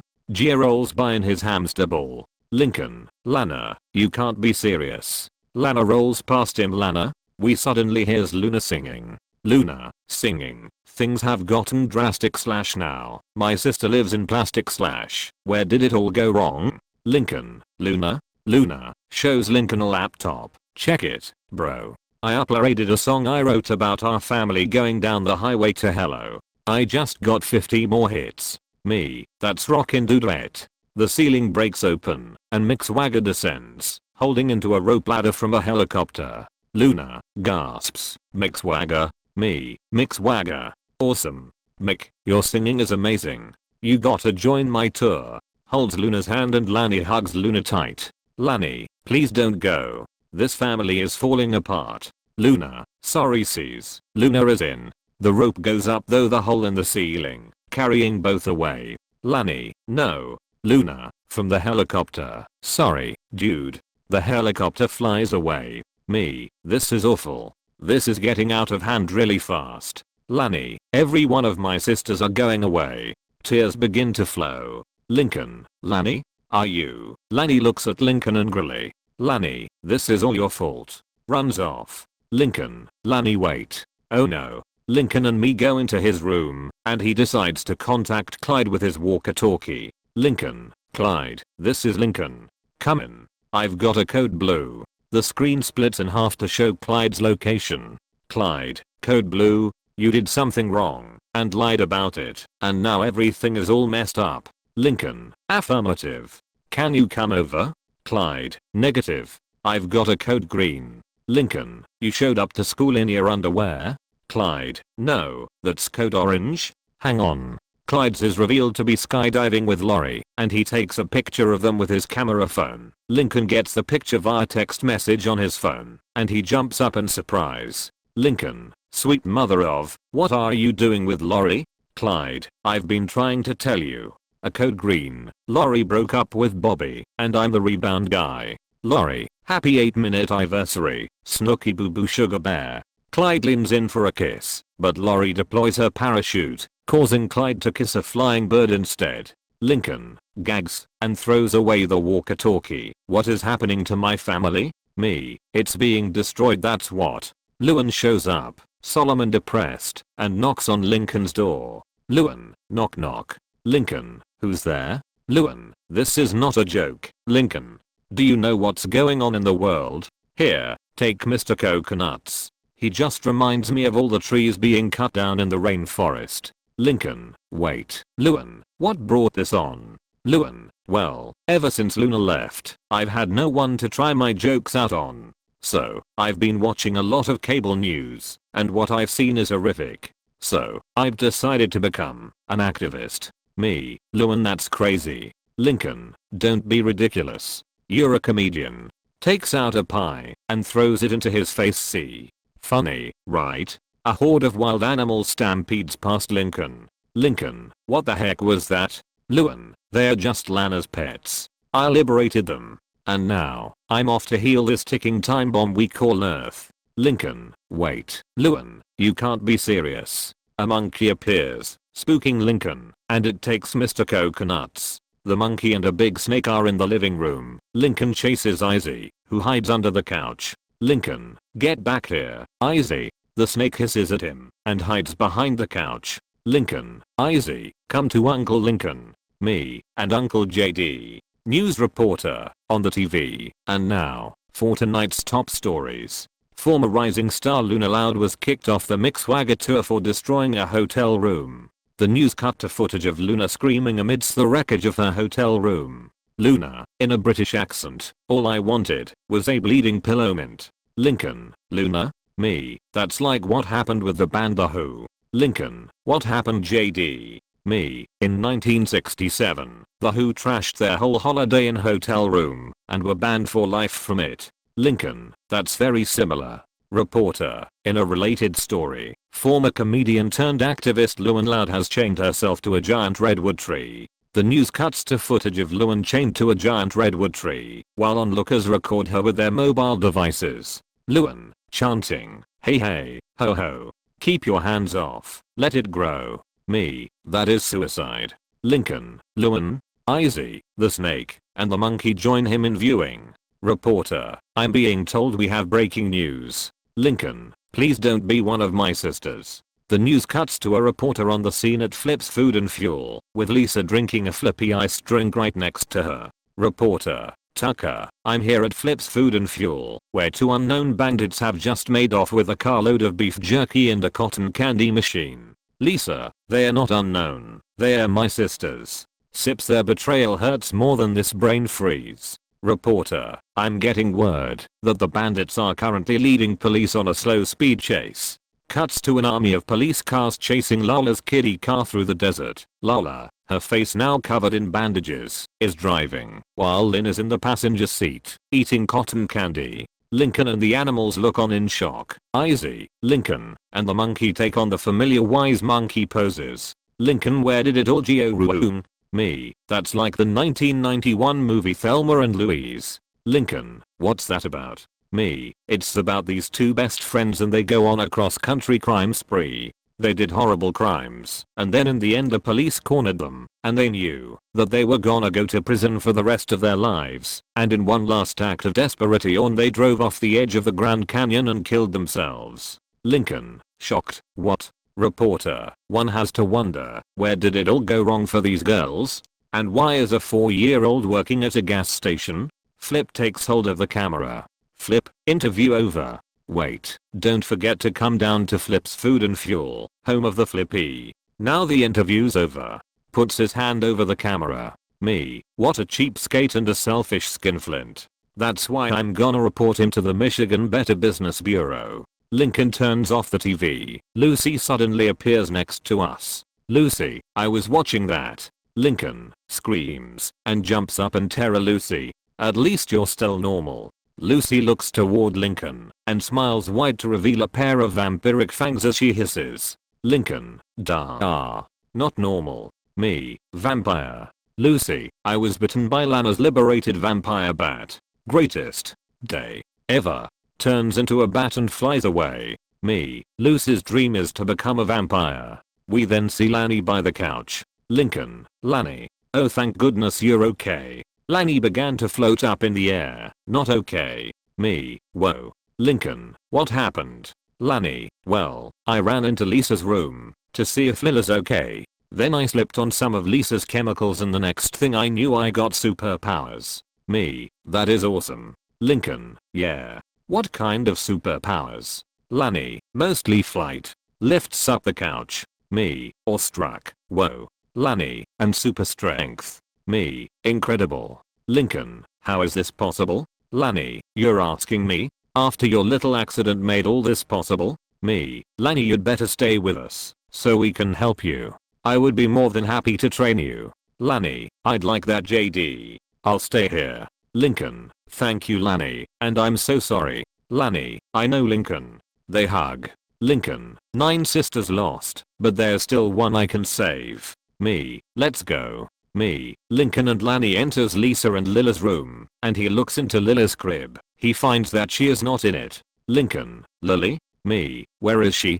The roof is lifted up from outside by Lily, who has grown to gargantuan size. She looks down at Lincoln, and she giggles. Lincoln, Lily, me, holy sausage links. She's huge. Lincoln sees a trail of Lisa's chemicals leading from her desk to the crib. Lincoln, oh no, Lisa's chemicals. What have I done? Lily, yum yum. Lily reaches down for Lincoln as he tries to run away. He gets caught, and Lily opens her mouth. Lincoln, don't eat me, Lily. Lincoln screams as Lily lifts him toward her mouth. His open mouth fills the camera, turning the screen black. But then when she was about to eat him, she stopped giving a yip of pain. She then dropped Lincoln and suddenly started shrinking down. Lincoln landed on Lisa's bed relieved, but confused of what just happened. He just laid there for a moment collecting himself when Lisa, still wearing her gas station attendant's uniform, entered carrying Lily, who was back to her normal size.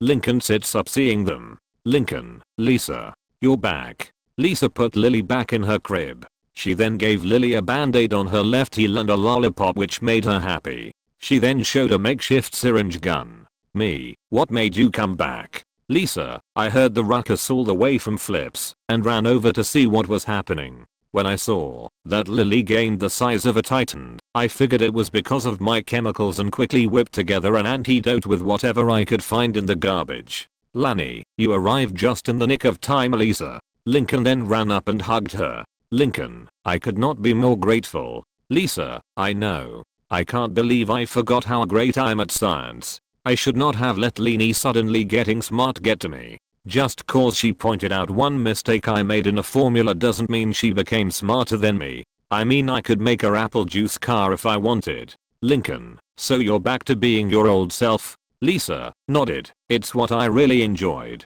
Working for Flip was miserable. Me, I know. That idiot is a cheapskate and he only cares about no one other than himself. Lincoln, also, you don't really need a job at your age. Lani, yeah. Lisa, that too. Of course I'm keeping the uniform. It's surprisingly resistant to corrosive substances and that could be useful. Later, me, Lani, Lisa, and Lincoln were cleaning up the chemical spill around and on her desk. Lincoln, done. Not sure what we will do about the roof being ripped off. Lisa, I think we can hire someone to fix it. Sigh, if only my experiment didn't explode for some unknown reason. Lincoln felt guilty, and he saw Charles in the doorway shaking his head. Me, Lincoln, I think you'd better come clean. Lincoln, yeah. Sigh, Lisa, I gotta come clean. I was the cause. Lisa, shocked, what? Lincoln, I was playing with my yo-yo, and it got out of control, and it wrecked your experiment, and I'm really sorry. Lisa, well, you should have told me in the first place. Lincoln, I know. I didn't think it would cause so many chain events to tear our family apart. Lisa, I would not even have been mad at you, to be honest. I would have even hugged you in joy. Lincoln, confused, huh? Me, confused, what? Lisa, you would have proved my hypothesis. Your recklessness would be the one variable marriage controlled experiment Sally needed. Lincoln, shocked, seriously? That means I had nothing to worry about if I told the truth in the first place. I could have avoided having my family split apart. Lincoln was overtaken by guilt and fell to his knees with tears coming out of his eyes. Lisa went up to him and wipes the tears. Me, Lincoln, it's not your fault. Lani comforted him. Lisa, it's okay, Lincoln. No one would have guessed all this would happen. Sometimes our actions have unforeseen consequences no one can predict. All we can do is learn from them and move on. Lincoln, crying, but how can I live with the guilt that our sisters are? Then Lana rolled in screaming as her bubble smashed into a wall in the room. She then threw up in her ball. Lana, oh man. Hey. Can you guys help me out of this stupid ball? Me, Lincoln and Lisa then helped open the plastic bubble and Lana jumped out wiping the puke off her overalls. Me, Lana. Are you alright? Boy, you're a mess. Lincoln, I'm guessing the bubble didn't work out the way you planned. Lana, nope. When I wasn't rolling uncontrollably and getting nauseous, it was actually boring in there. I guess I missed the risk in my life. I mean, it doesn't matter to me if I do end up like Lala. An ugly mug won't stop me from doing what I enjoy. Speaking of which, I should round up my animals and then get to fixing the roof. Lana runs out to her room. Lisa, well I guess we did find someone to do that. Lani, we sure did. Then we hear the front door opening and hear Lena's voice. Leni, hello. Anyone still here? Me, Lincoln, Lani, Lina and Lisa run downstairs to see Leni with her suitcase. She smiled seeing them. Lincoln, Leni, you're back. But what about Harvard? Leni, funny thing is I got hit on the head again by a fallen tree branch and suddenly I wasn't smart anymore. Like it just disappeared. Lisa, annoyed, that makes even less sense. Leni, I know, right? Luckily, I'm not back to being a total idiot. I'm at least average intelligence. Also, being a genius was pretty boring. I'd rather stick with fashion. She then kneels down to Lisa. Leni, but I wanted to say I'm sorry, Lisa. I didn't mean to mock you for possibly being smarter than you. I guess it was because I realized how you used to mock me for being an idiot and wanted to get you back. It was not right to mock my own sister for any reason. Lisa, it's okay, Leni. I was wrong to mock you too for being an ignoramus. Leni smiled and hugged Lisa who hugged back. Leni, or what? You're sweet. She then lets Lisa go and gets up. Lincoln, good for the both of you. Leni, thanks, Linky. Me, welcome back Leni. Leni, thank you JD. Luckily, it wasn't a total loss cause I was able to sell the rights to my apple juice car for lots of money. Lani, wow. Me, way to go Leni. Lincoln, how much? Then Lynn and Lala walked in the door. Lala still had her face heavily bandaged. Lynn, enough to pay our bail for starters. Lincoln was happy to see Lynn and Lala back, that he hugged them. But then he let go realizing something. Lincoln, wait, didn't you guys just steal snacks? That doesn't seem like an arrestable offense. Lynn, well, it's also cause we resisted arrest and assaulted some of the officers with baseball bats.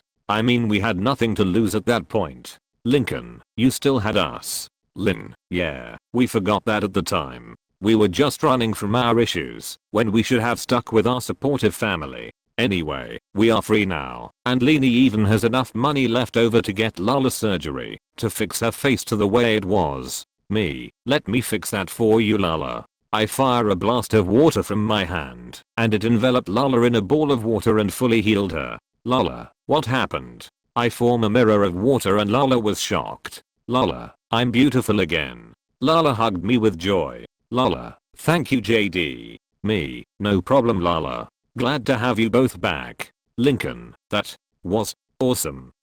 JD, I didn't know you have water powers. Me, it's one of my many powers. Lisa, Lynn, I would like to say I'm sorry for abandoning you in your time of need. I can go right back to tutoring you and hopefully get you back on your sporting teams. Lynn smiled hearing this and hugged Lisa tightly. Lynn, you will? Oh, thank you. Thank you. Thank you, Lisa. Lisa, in pain, you're crushing my epidermis. Me, Lynn, I'll talk this over with the police and get you a clean slate. Then they Zilla pulled in and out came Lori, Luna and Luan. Lincoln and the others were really happy to see them. Lincoln, guys, you're back too. Me, Lori, Luan, Luna. Thank goodness. Lani, big sisters. All three walked up and Lincoln and Lani hugged them tightly. Lincoln, so Lori, are you still with Clyde? Lori, heavens no. I was literally only dating him to make Bobby jealous. Totally worked. I did let Clyde down gently and at least now he doesn't faint or do the robot thing to me anymore. The nosebleeds however still an issue though. Also, I'm sorry for getting mad at you, Leni. It was Bobby I should have been upset with since he didn't remind you to give me my gift. Leni smiled and nodded. Me, glad you're back Lori. Lori, thank you JD. Lincoln, hey Luna. Sorry it didn't work out with Swagger. Luna, looking down, yeah, it was my fault for forgetting you're not supposed to wreck the hotel room until after you're a big star and you're able to pay for the damage. The irony is the pillow mint I raged over just fell off the pillow before I saw it. We laughed a bit. Me, laughs. Oops. Luan, man, I missed hearing you guys laugh. Me, I missed hearing you laugh too Luan. Luan, thank you JD. Lincoln, what happened to being an activist? Luan, oh, I didn't know what I was doing. I knew nothing on how to fix the world's suffering. Also, that redwood tree I chained myself to wasn't even being threatened. It was actually in a tree preserve, and I was made a laughing stock. Not in the good way I was used to. I think I'll go back to intentionally making people laugh, because it's more enjoyable and leave the world's problems to people who know what they're doing. Me, good for you Luan. Lincoln, you will need this then. Lincoln handed her back Mr. Coconuts. Luan, great. Glad to see you again, Mr. Coconuts. As Mr. Coconuts, don't you give me that horseradish. You are to never abandon me again with Lincoln. His room smells like old socks. We all laugh at this. Then Lincoln realized what Mr. Coconuts just said. Lincoln, hey, me, sorry Lincoln. It's good to have Luan back, and her jokes will always make us laugh. To Luan, hey Luan, why are tree huggers bad at playing cards? Luan, I don't know JD. Me, they like to avoid the flush. Rim shot and everyone laughs. Luan, laughs, good one JD. Lincoln, laughs, that was a good one. Lani, it's great that the family is back together. That night, they all got together in the dining room and had pizza for dinner. Then Lincoln got everyone's attention. Lincoln, everyone, let me just say I'm happy to have you all back, and I'm sorry for causing all this crazy stuff to happen. I was so scared of Lisa getting mad that I tried to hide it, and the situation got worse and worse as time went on. If I could go back and tell Lisa the truth about what happened to her experiment I could, if it meant keeping my family together. Sisters, or what? Lori, we forgive you. Lincoln, me, fear has a really nasty way of causing people to do really strange things. Lani, yeah. Luna, plus, it wasn't all bad in the end. Even if I'm not with Mixwagger anymore, I still got noticed by the public and my YouTube channel is getting popular. I'll just keep making songs on there and become a bigger star that way. Me, good for you Luna. Besides you were rockin' today. Makes the rock on hand sign. Lin, I know I'll get back to my sports eventually. Lini, and I'm not stupid. Oh, and I'm rich. Lin, Lala I'm so sorry I kicked my soccer ball right into your face. Lala, it's okay Lin. Threatening, but don't do it again, or I'll make sure you never play sports again. Lana, hopefully when I'm done with the roof, we can put the bad stuff behind us. Me, yeah. Lani, and I now have these awesome superpowers, and who knows what else I can do. Me, chemical accidents are one of the most prominent causes of people getting superpowers in the comic books. Lani, that's interesting. Lincoln, yeah. So everything is fine for you all? They nod, that's good to hear. Then a bat flew down next to Lincoln, and suddenly turned into Lucy. Lucy, you forgot me. Everyone but me screams, and jump in terror as a pipe organ plays. Lincoln, oh right. Lucy is still a vampire. Me, yeah. Lori, seriously? Lucy, yes. Thanks to Lana's vampire bat biting me. Luan, that actually worked? Me, I was shocked myself. Lola, oh. That is really creepy. Lisa, after today's events, nothing surprises me anymore. Lincoln, so, how is it going for you, Lucy? Lucy, awesome. Even better now that you guys are back. Me, so how does it feel to be a vampire Lucy? Lucy, it is awesome. Lynn, no offense Lucy, but how do we know you won't try to suck our blood while we sleep? Lani, that's what worries me. Lucy, you don't need to worry for I would never do that to my own loving family. Also I heard it's a bad idea to drink blood of relatives as they become mindless gals or something. I'll find outlets for my need for blood. Of course it is gonna be awkward to explain to our parents when they come home. Me, also Lucy we'll find a way to help you avoid getting burned in the sunlight and we'll minimize the garlic intake around you. Lucy, thank you JD. Lincoln put her arm around Lucy's shoulder. Lincoln, don't worry, Lucy. We got your back. Me, yeah. Lucy, smiles, thanks guys. Me, also Lucy I'm gonna stop by at a local blood bank from time to time and get you some fresh blood for you. Lucy, thank you JD. Lincoln, I can't believe that all this happened. Me, yeah. Have you all ever heard of something called the butterfly effect? Everyone but Lisa was shaking their heads. Me, the butterfly effect is a name for the chaos theory. When a butterfly flaps its wings over in China, a tornado will destroy a part of Kansas. Lisa, exactly. The butterfly effect is a dangerous thing. It can spell disaster for a part of the world. Lani, that's exactly what happened today. We experienced the butterfly effect. Lincoln, and my hiding of the truth is what almost caused my whole family to nearly fall apart. Me, yeah. But maybe we all learned a lesson from all of this. So me, Lincoln and the sisters enjoyed the pizza that night. Charles sat there in the doorway to the living and nods his head happy that things worked out. The end. Another fanfiction complete. I wanted to do this one for a while, but I didn't know how to set it up. The butterfly effect was a strange episode. I found it to be a very interesting one, and it was really freaky and cool. King Hammer having Lani getting superpowers because of Lisa's chemicals was awesome. Also Thom Perfin loves this episode more than any other episode. I did this to show my support to him. Also I'm sorry I didn't show Lani's powers to everyone earlier. It was a huge secret and more. Lani will have more than just plant powers now, and it's gonna be awesome. But let me know what you all think. I'm still working on my Planets vs Evil series, but I'm gonna take a break from that for a while. See you all next time. Chapter 6, Battle for the Sweet Spot. 6 AM. Lincoln was in an extremely serious predicament. The road trip starts in 1 hour and Lincoln managed to find a seat on the van that he calls the sweet spot, which is the middle far left seat in the family van. Vanzilla and Lincoln's sister minus Lani want it for themselves, and it's now become a DEFCON1 fight over it. Lincoln's sisters minus Lani and Lily were watching him like a hawk to make sure he doesn't get out before they do. Lincoln was in his room pacing, and Lani and Lily were sitting on his bed. Lincoln, to himself, this is bad. I can't let them get that sweet spot.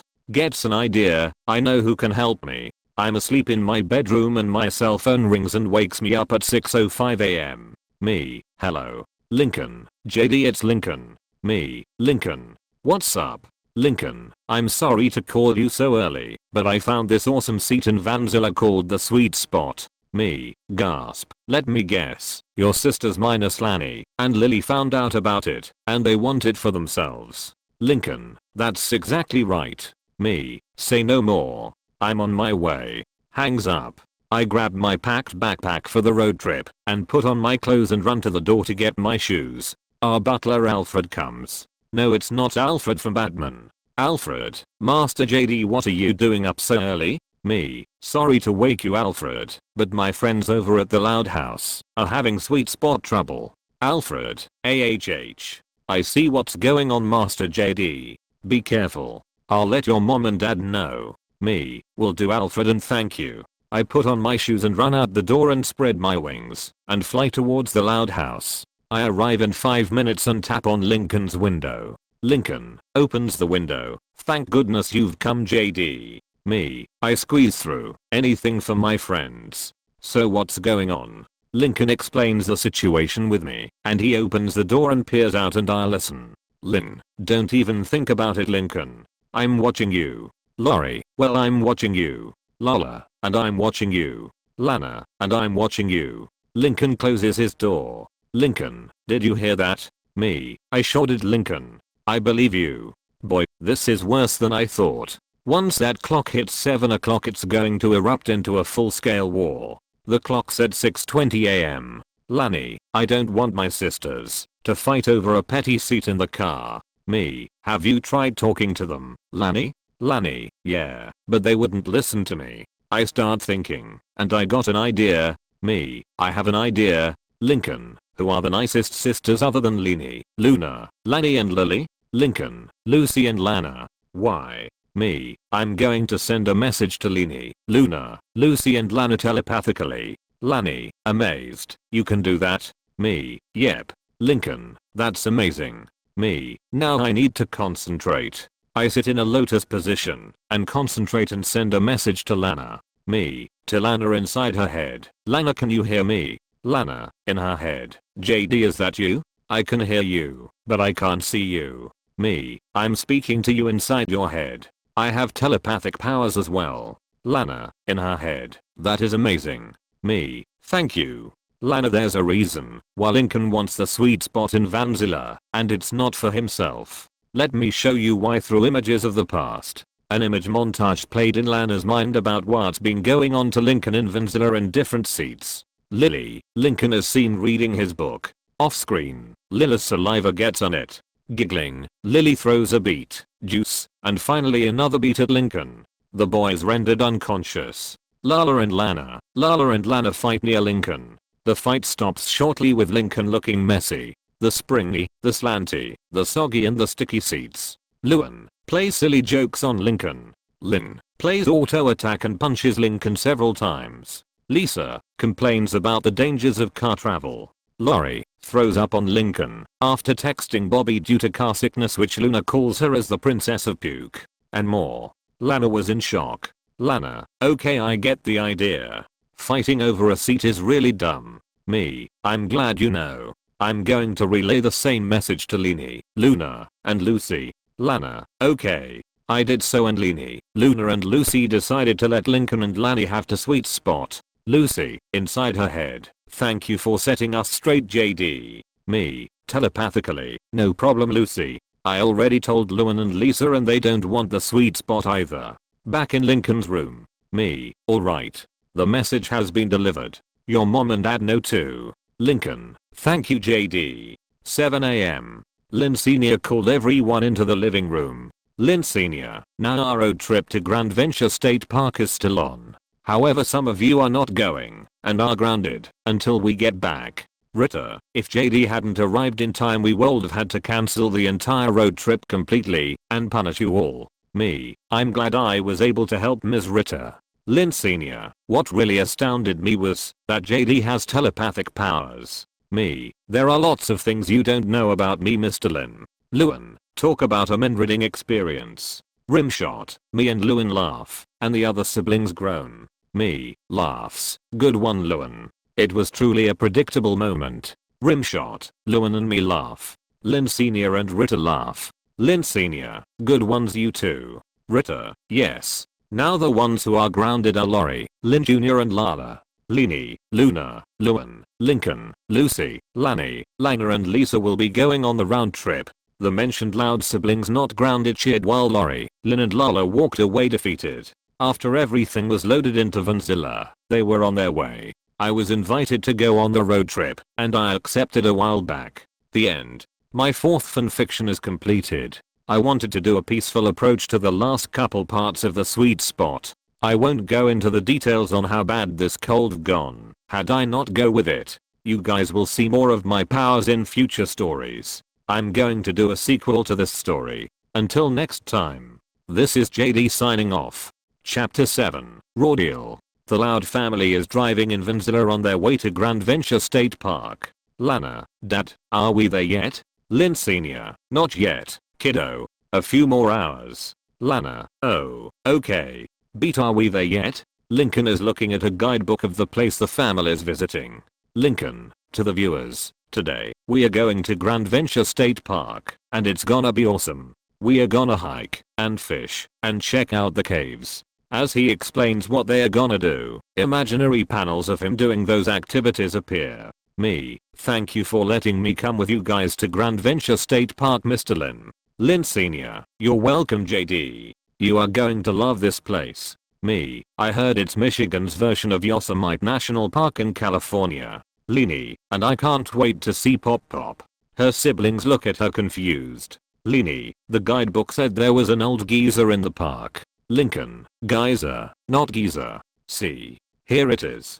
Shows her the actual geyser in the guidebook. Luna, I hope we get to see it blow. That would be rockin'. Me, that would be really cool. Lisa, I wouldn't hold my breath. It's been inactive for years. Leanie, so, it is like Pop Pop. Lana, now are we there yet? Lynn Sr., Lana, stop asking. Lana, well, Hops is asking, not me. Ritter, why don't you guys play some car games? Lani, how about we play I Spy? I'll go first. I spy with my little eye, something that is red. Me, your scarf. Lani, you got it JD. Me, I'm sorry Lori, Lynn, and Lala can't come on this trip. I could tell that they've been looking forward to this. Lynn Sr., I know but they'll be fine. Lucy, I have a new deck of fortune telling cards. I could give everybody readings. Shuffles the cards. Her siblings agree to that and want their fortunes told. She puts on a turban as the background changes to a spatial setting. Lucy's siblings, me first. Slash over here, Lucy. Lucy, it's Madam Lucy. Lucy's siblings and me. Oh. The cards are dealt. The first shows a heart floating towards an angel. Lucy, JD. Love will find you in the park today. Me. Oh. Mysterious. The next card shows a knight on his steed facing strong winds. Lucy, Luan, you will soon be blown away. Luan, how fortunate. Laughs as her siblings groan at her joke. Lynn Sr. Laughing. Good one. Me. Sorry guys. I got no joke this time. Luan, you'll think of something JD. The next card shows a twinkling star. Lucy, Lanny, you will encounter something in the park that will change your life forever. Lisa, disbelieving Poppercock. Could these predictions be any more non-specific? The next card shows a wizard with a crystal ball. Lucy, Lisa, you will make an amazing scientific discovery before entering the park today. Is that specific enough for you? Lisa, specific, yes. Plausible, no. As a woman of science, I cannot take any of this seriously. Lucy, well, the cards don't lie. Tells the rest of the sisters' fortunes before finally telling Lincoln's. Last but not least, Lincoln draws the card and gasps at what she sees. Me, uh-oh. I don't like the sound of that. Lincoln, concerned what? What does it say? Lucy, changing the subject. So, who wants to play I Spy? Grins casually. Lincoln, desperate. Lucy, come on. Tell me. Lucy, fine. Your day at the park will end in. Reveals the card to show the Grim Reaper. Tragedy. A suspenseful music sting plays for the card as Lynn Sr. is looking through the radio. Lynn Sr. Ooh, a radio station of music stings. Neato burrito. Me, uh-oh. The Grim Reaper card. Lincoln's not gonna. Gulps in fear. Dies he? Lucy, no he is not. Lincoln and I sigh in relief. The music sting plays again as Lincoln worries about his fortune. The family stops at Ed's gas and snack. Lynn Sr. Okay, kids, 10 minutes for bathroom and snacks. If you miss the cutoff, I can't promise I'll still be here. Lincoln's sisters get out of the car, but he closes the door, much to Lisa's disbelief. Lisa, aren't you coming? Lincoln, nope. I'm staying right here. Lisa, oh, you're not worried about Lucy's silly predictions, are you? Me, Lincoln, it's alright. As long as you're with me, you'll be safe. Lincoln, thanks JD. Me, no problem buddy. Lanny, here Lincoln. You can hold my hand. Lincoln, thanks Lanny. Lincoln gets out and me, Lincoln and Lanny hear Luan giggling. Luan, let me know if you get tired, Dad. I laugh with Luan. Me, good one. Lynn Sr. Good one, honey. That's why you're my heir. Hits Luan with a jet of air that sends her flying into a bunch of tires. I rush over to Luan. Me, are you alright, Luan? Luan is having trouble getting out of the tires. Luan, yeah, I'm okay. Me and Lynn Sr. help Luan out. Lynn Sr. Oh, sorry, sweetie. Your dad's just an airhead. Me, Lynn Sr. and Luan laugh as the other kids look on apathetically. Lucy, appearing next to them and startling them. Fortune number 2, you will soon be blown away. All except Lisa gasp in astonishment. The rest of the girls, except Lisa, head into the mini-mart. Lisa, more like coincidence number 2. Lucy, we will see. As the rest head in, a charming man named Mr. Universe opens the door for us. Me, good day to you Mr. Universe. 1 second. May I take a picture with you? Mr. Universe, Russian accent, certainly my friend. Me, hey Luna, can you snap one of us? Luna, you got it man. I hand Luna my phone, and she snaps a photo of me and Mr. Universe on my cell phone doing the rock on hand sign and smiling. Me, thanks Luna and thank you Mr. Universe. Mr. Universe, no problem. Mr. Universe left. Lucy, that was supposed to be Lola's fortune. Me, I wanted to give Lola a good photo as a souvenir. It's the least I can do to make it up to her. Lincoln, she'll love it. You're a good friend JD. Inside the store, there's a long line for the ladies' room. Leanie, holding a pair of pink boots with bows OMG. These boots are totes adorbs. Me, those are perfect for you Leanie. Leanie, thank you JD. Lana, comes out of restroom ha. I found $1 in the toilet. Me, lucky you Lana. Lucy, just like I predicted. Reveals the next card which shows arrows piercing a heart. Leanie, you will fall in love. Reveals the next card showing a bunch of coins. Lana, you will become filthy rich. The two gasp in shock. Lucy, what can I say? The cards don't lie. Lisa, points to Leni, that's hyperbole. Points to Lana, and that's gross exaggeration. Puts on rubber glove and takes dollar from Lana. Filthy, yes. Rich, no. Lana, takes back dollar rug. It's about quality, not quantity. Luna, oh yeah.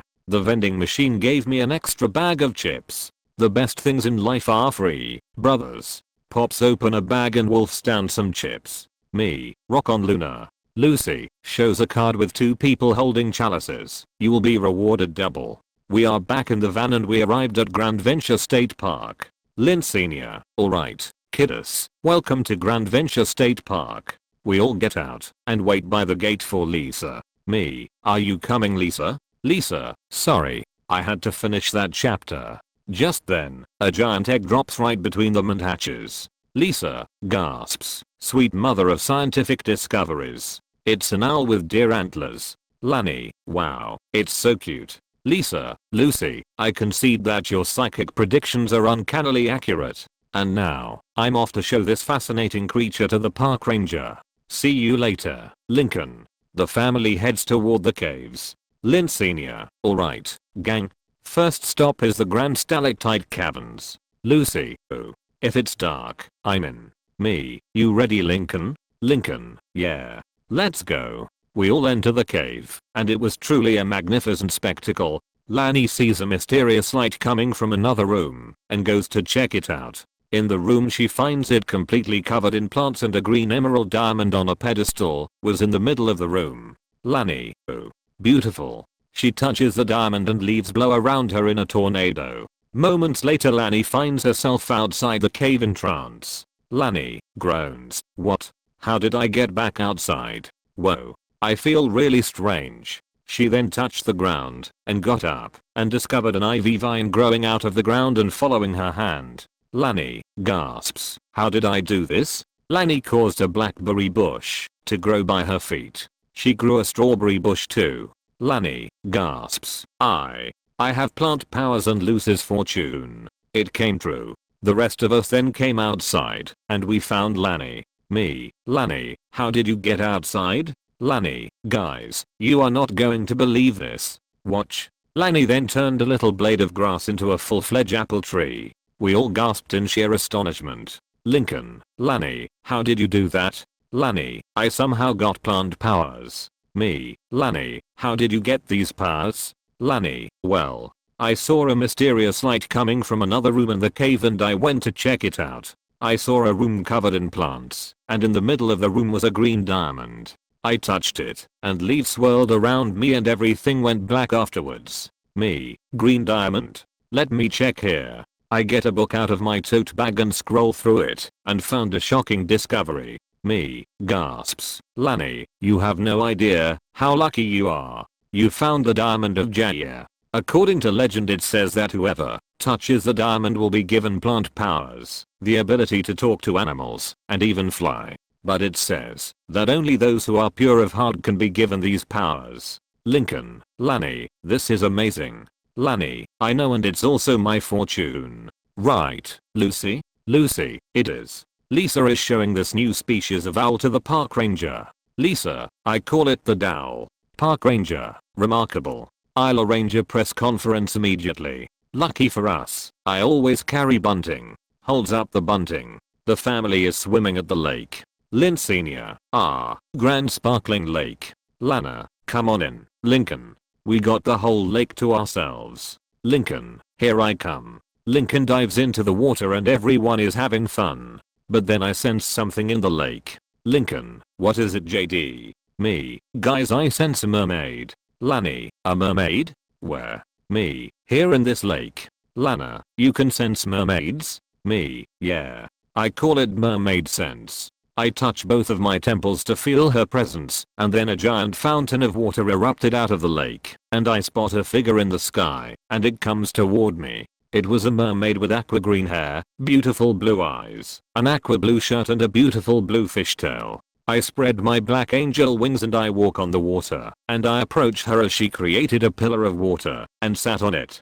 Mermaid, JD of Royal Woods. Me, shocked, that's right. But how do you know my name? Mermaid, when I was born, it was prophesied that the man for whom I was destined would come today when the noon sun hangs above this very lake. Me, I take it you mean me? Mermaid, that's right.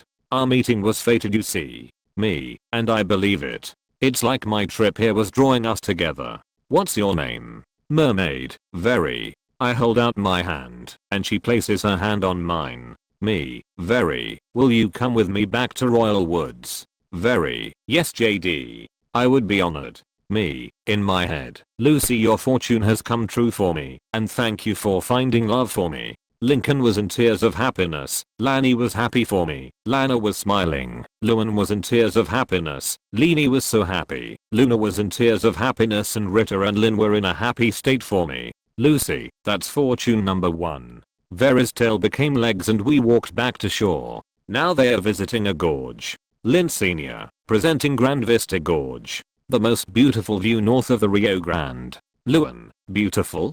Don't you mean gorgeous? Laughs. Me, Very, and Lynn Sr. laugh. Good one, Luan. Lani, wow, this is wonderful. Lynn Sr., next stop, Grand Current River. The family is fishing. While everyone has their lines in the river, Leni has hers in the bush. Luna, to Lana, hey, little dudette, hook me up with another worm. Lana, eating the worms, sorry. All out. The family is having a picnic. Lana, patting her belly, ugh. I wish I hadn't filled up on worms. Me, good food, Ms. Rita. Very, very good.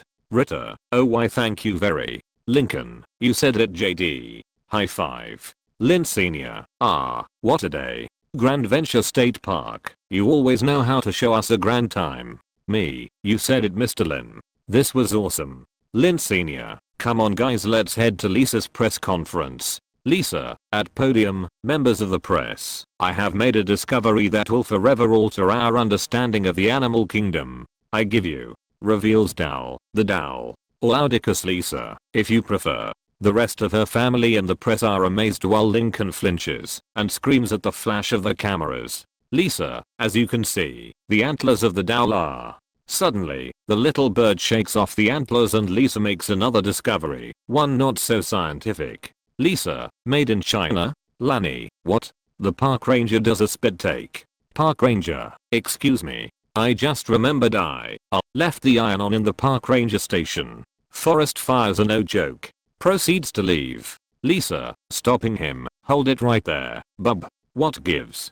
Park ranger, size okay. I concocted the whole thing. I bought the antlers at a yard sale and glued them on the owl. Lisa, livid, you think science is some sort of a joke? Park ranger, no. It's just that ever since the geyser stopped erupting, no one comes to the park anymore. I thought a little publicity would bring people back. Lisa goes back to the podium. Lisa, my apologies to you all. Obviously, the Dal is a fake. Lincoln, a fake? Me, oh that stinks. I'm sorry, Lisa. Lisa, it's alright, JD. Lincoln, gasps. So Lucy's prediction for you wasn't true. Lisa, that is a logical conclusion. Lincoln, which means mine wasn't true either.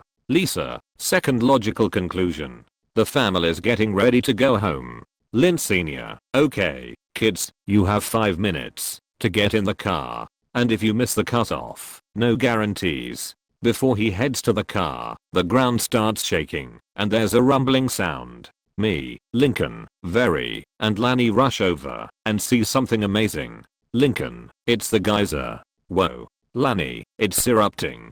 And, it's beautiful. Very, that is a magnificent sight. Me, not as magnificent as sharing it with you very. We kiss and it was my first kiss. We look on to see the geyser's majestic eruption and awe. I take some pictures. All of a sudden, the car's horn honks, and the rest is leaving without them. Lincoln, he really is leaving us behind. Lani, what, you think he was kidding? Lincoln, sheesh. I always thought that was an empty threat. Chases after them guys. Wait. The car stops, and we gets in. Lincoln, jubilant guys.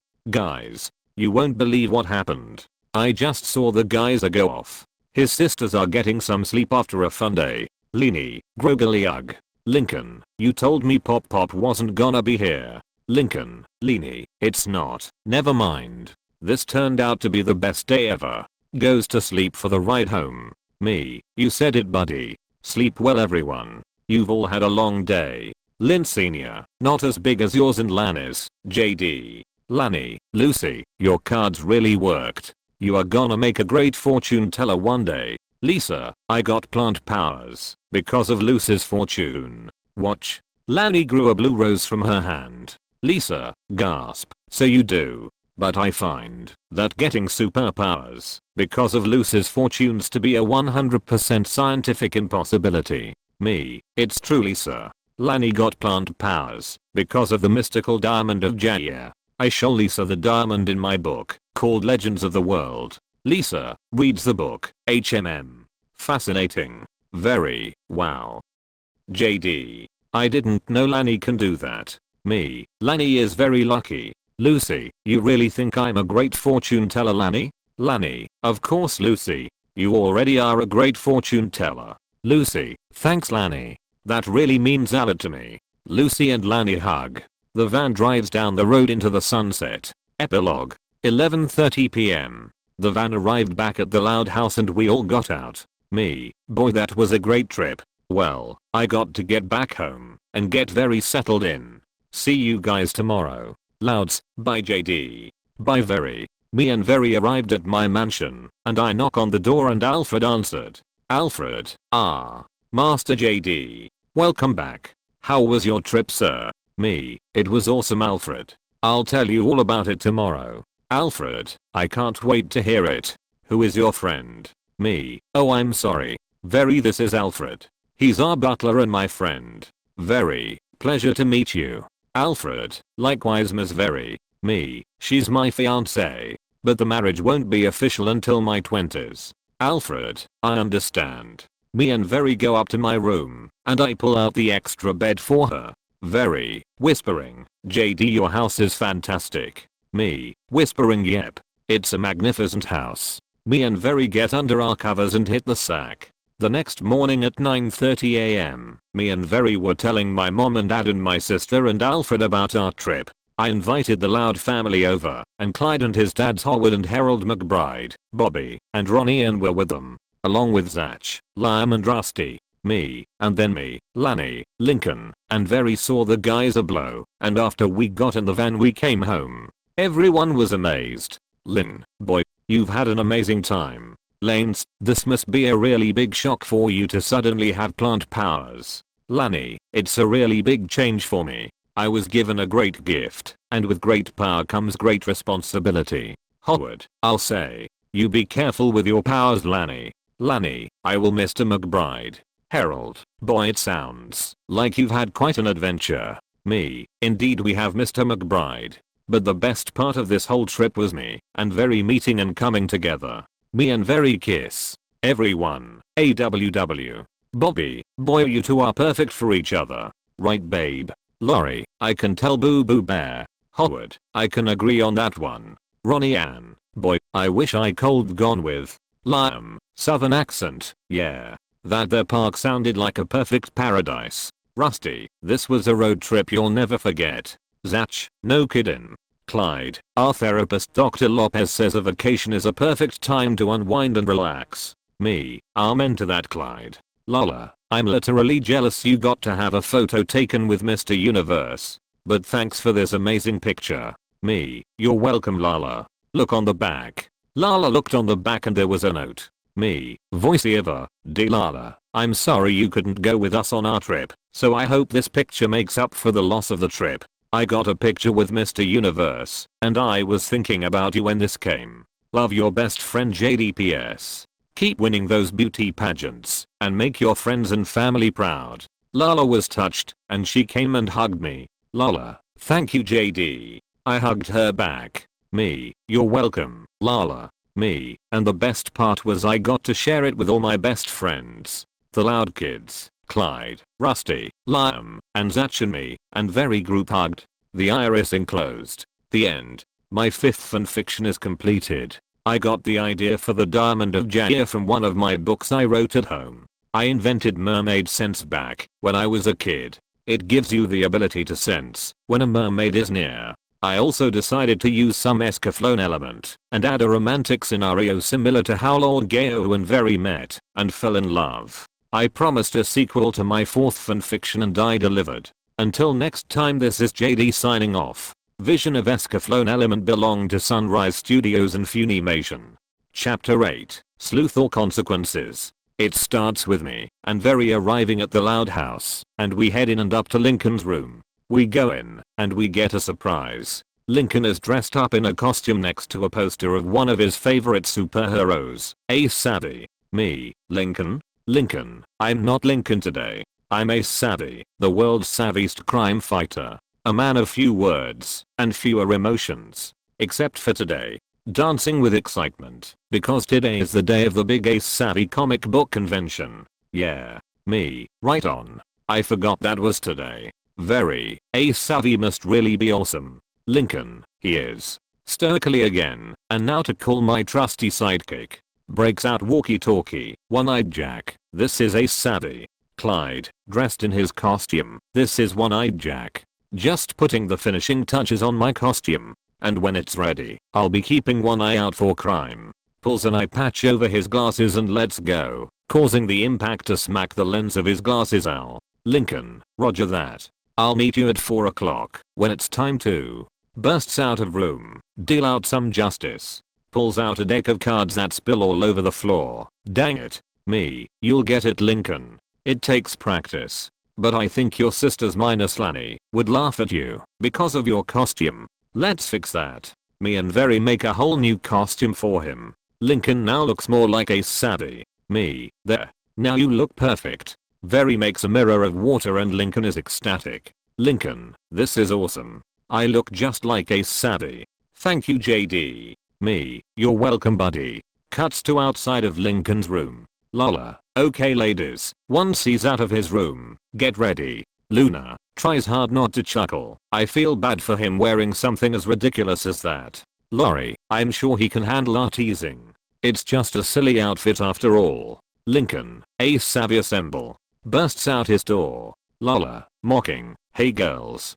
Get a load of this. Luna, whoa, sincere, rad costume, bro. Lana, cool. Lori, that is literally the best costume I've ever seen. Lanny, your costume is awesome. Lincoln. Lola, wait what? Weren't we supposed to make fun of Lana? Nudges her elbow on Lola. Ow. Lincoln, I can't wait to go to the convention. It's my first one. A dream come true. Where are you guys waiting for me so that you could tease me? Luan, to be frank, we were about to, but after seeing this, you sure shut us up. Lynn, your costume is awesome, man. I mean if you had underwear worn outside of it then it would look lame. Lincoln, nervously, oh yeah. I mean totally lame, right. Hehe. Me and Very made the costume for Lincoln. We figured we could make it look 100% authentic. Luna walks up to Lincoln and pats his shoulder. Luna, have a good rockin' time there, buddy. Lincoln, I will. Ace Savvy jumps towards the stairs. Away whoa. Trips and falls down the stairs. Gadoblagaj crud dang it, Wiretherus Anistas. Thump. The sisters look down the stairs with concerned looks on their faces. Luna, worried. Are you okay, bro? Lincoln, I'm okay.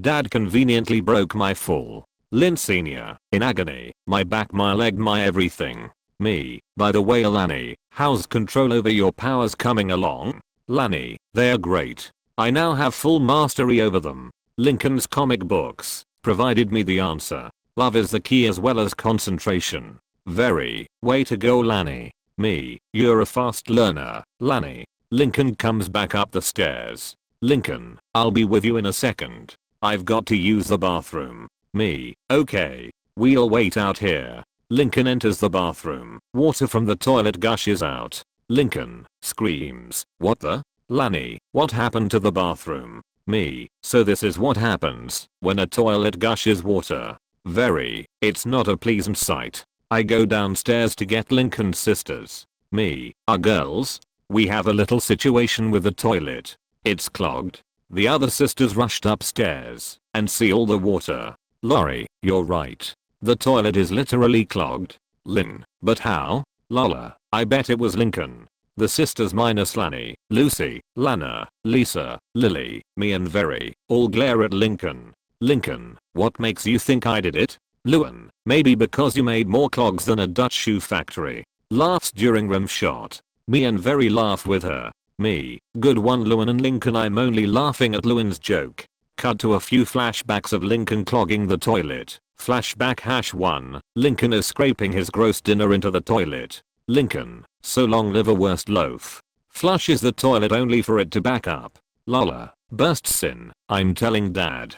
Flashback #2, Lincoln is holding an embarrassing sweater his mother made him. Lincoln, mom can't make me wear you if she can't find you. Flushes it down the toilet only for another clog to occur. Lola, bursts in, I'm telling dad. Flashback #3, Lincoln is pouring a bunch of CDs into the toilet. Lynn Sr., off screen, has anyone seen my CDs? I gotta practice for karaoke night. As Lynn Sr. practices his singing, Lincoln flushes them down the toilet only for the obvious to happen. Lola, bursts in, I'm telling dad. End flashbacks. Lincoln, all true. But this time, it wasn't me. I swear. Me, I believe you. Lincoln. Lori, JD, did you not remember all the times Lincoln clogged the toilet? Me, I've lived here for 2 weeks and I wasn't here to witness all those times. Lori, oh, you have a point there. Lola, whatever, I still think Lincoln did it, and I'm telling dad. Lani then forms a cage made of vines around Lala. Lola, hey, let me out of here. Lani, sorry, Lala, but not this time. Lincoln, angry, I'm sick of you babbling me out. I'll tell dad. Lola, no, I will. Now let me out of here. Lani, no. In the kitchen Lincoln approached Lynn Sr. Lincoln, dad? Lynn Sr., what's wrong son? Oh, I love your race savvy costume, son. Did you make it? Lincoln, thank you dad, but no I did not.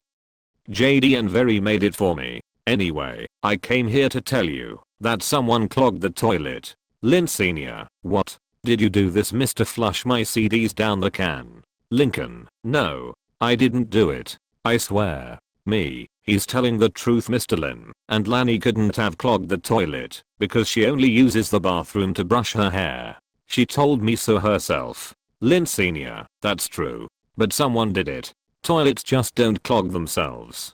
Until one of you fesses up, everyone but Lincoln and Lani are grounded. The sisters minus Lincoln and Lani complain. Me, I have a plunger in my hands. You need this plunger Mr. Lynn? Lynn Sr., ah. Thank you JD. I hand it to him. Lana grabs the plunger and busts out an even heavier plunger known as Big Bertha. Forget that pitiful plunger, dad. This is a class 5 clog. You're gonna need Big Bertha. Very, wow. Lana's quite the little handyman. Me, when it comes to the house's internal and external plumbing, cars and boats, Lana can fix them right up. Lynn Sr., until I know who did the crime, you're all doing the time. The sisters minus Lani complain even more. Lana, entering the bathroom with her father and Big Bertha coming through. Lincoln, well, my sisters are not doing the time for this crime. I'm gonna find out who the real clogger is, Ace Savvy style.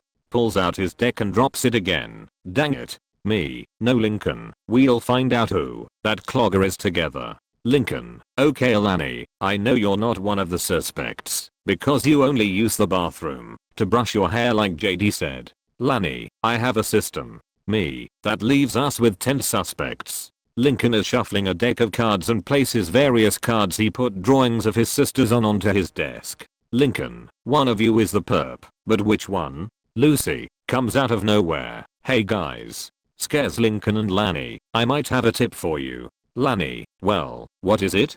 Who? Lincoln interrupts her. Lincoln, really? Suspicious wait. Why do you wanna help? Lucy, I don't care about being grounded. My life is just an endless mental prison. Anyway. Lincoln, so, what have you got? Lucy, Lynn has eaten spicy meatball subs for 10 days straight. You know what that does to your digestive system? Lani, disgusted. Don't remind me. Me, oh. Very. Lynn likes spicy food like I do. Me, great minds think alike. Lincoln, that's disgusting, but also a lead. I like your instincts. Kit, you wanna team up? Lucy, sure. I've got nothing else to do besides bear the weight of the world on my shoulders. Lani, you never cease to amaze us with your unwavering sense of optimism. Lucy. In the kitchen, Lynn is indeed eating a meatball sub. Suddenly, Lucy shines a flashlight in her face. Lynn, hey. What's with the light? Lincoln, why don't you admit it? Lynn, you jammed the John. Lynn, I think that new costume is cutting off oxygen to your brain. Lincoln, oh yeah. Then explain this. Dumps discarded sub wrappers on the table. Nobody can eat this many subs and not wreak havoc on the plumbing. Lani, don't be so hard on your own sister. Lincoln. To Lynn, please ignore my partner. He tends to be a little hasty. We just want to talk about why the toilet's clogged. Did you make any stops today? Lynn, nice try. Geniuses, but my favorite roller derby is playing tonight and I never bombed the bowl before the big game. It's bad luck. If I go number 2, we won't be number 1. Lucy, gross. Lani, going to the bathroom isn't bad luck. Me, you're really superstitious when it comes to sports. Helen. Lynn, yeah. I know. I can't help it. If you wanna know who plugged the porcelain, why don't you ask Lisa? She keeps a log of all our bathroom habits. Pun intended. Lincoln, of course. Lisa's weird poop study. Let's go see this joker.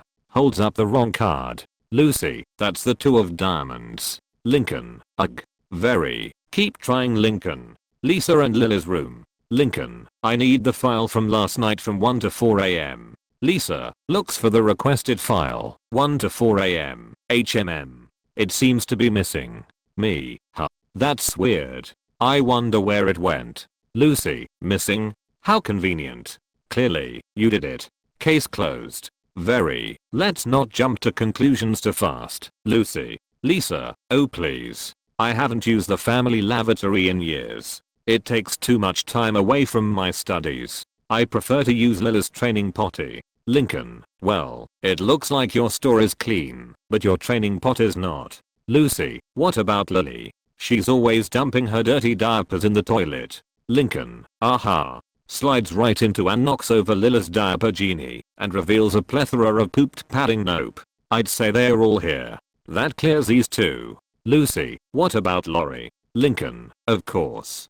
She was so quick to point the finger at me, and you know what they say, she who dodged it, lodged it. Lincoln goes to interrogate Lori. Just then, a stretch and snap sound effect is heard. Lincoln returns revealing that Lori gave him an atomic wedgie to prove her innocence. Lincoln, Lori did not do it. Very, watch this. Very then fired a jet of water from her hand, and it smelled like rotten fish and it splashed Lori and soaked her from head to toe. Lori screams, I'm all wet, and I smell horrible. Lani, wow. Very, I didn't know you have water powers. Very, it's one of my many powers over water. That water I splashed Lori with smells like rotten fish. The smell will linger for a few days. The bathroom. Lana, Lynn Sr., and Big Bertha are searching for the bowl's barricade. Lynn Sr., oh. Big Bertha's got something. Lana, I wanna see. Is it something really grotty? Dad hands her the object paper. It's gotta be something bigger than that.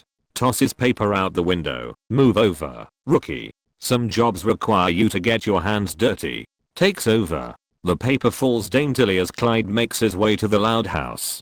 Clyde, singing, One-Eyed Jack. One-Eyed Jack. Villains better watch their back. Gets his glasses struck by the paper liner discarded gap. My crime eye. Crashes into the van and gets catapulted into the tree in the front yard. Lincoln, better put a pot of cocoa on. We've only got 2 more hours until the convention and 5 more suspects to go. Lani, I'd like some cocoa. I put a tea kettle of water on the stove and 3 minutes later it was ready. I make 4 cups of cocoa. Lincoln, thanks JD. Lani, thank you. Lucy, thank you. Very, thanks honey. Their next suspect is Luan. Luan, it wasn't me. I was asleep the whole time and I can prove it. I film myself sleeping in case I say something funny I can use in my act. Video footage shows such an event. Luan, sleep joking. What do you call a sleeping bull? A bulldozer. Laughs during rim shot. Me, laughs. They cross off Luan and move on to Lini.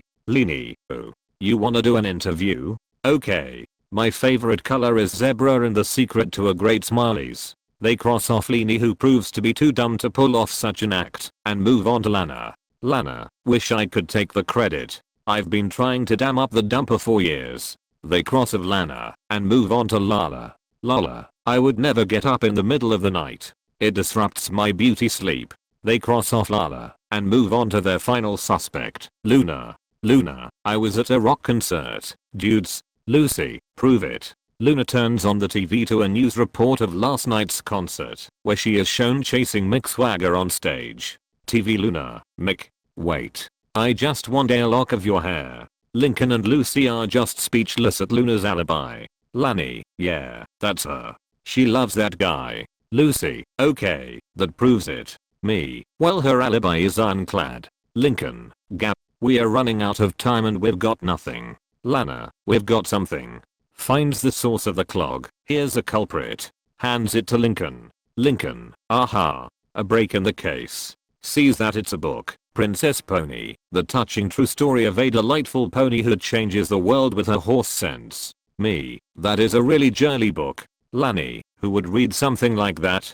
Lucy, there's only one person who would read this. Lala. Lincoln, that lying scoundrel. Lana, you guys do remember that was just down the toilet, right? Me, very. Lincoln, Lucy and Lani revile in disgust and go back to Lala. Lincoln kicks the door open only for it to close on his face. He then enters normally. Lincoln, we know you did it. Lala, we found your book in the toilet. Shows evidence. Lala, barf. That is not mine. I may be girly and pink, but I do have standards. Lani, she's right. Lincoln, convinced. I think she's telling the truth. Lucy, doubtful. I don't. She's sweating more than a vampire in the sun. Me, vampires don't sweat in the sun. Lucy, they burn.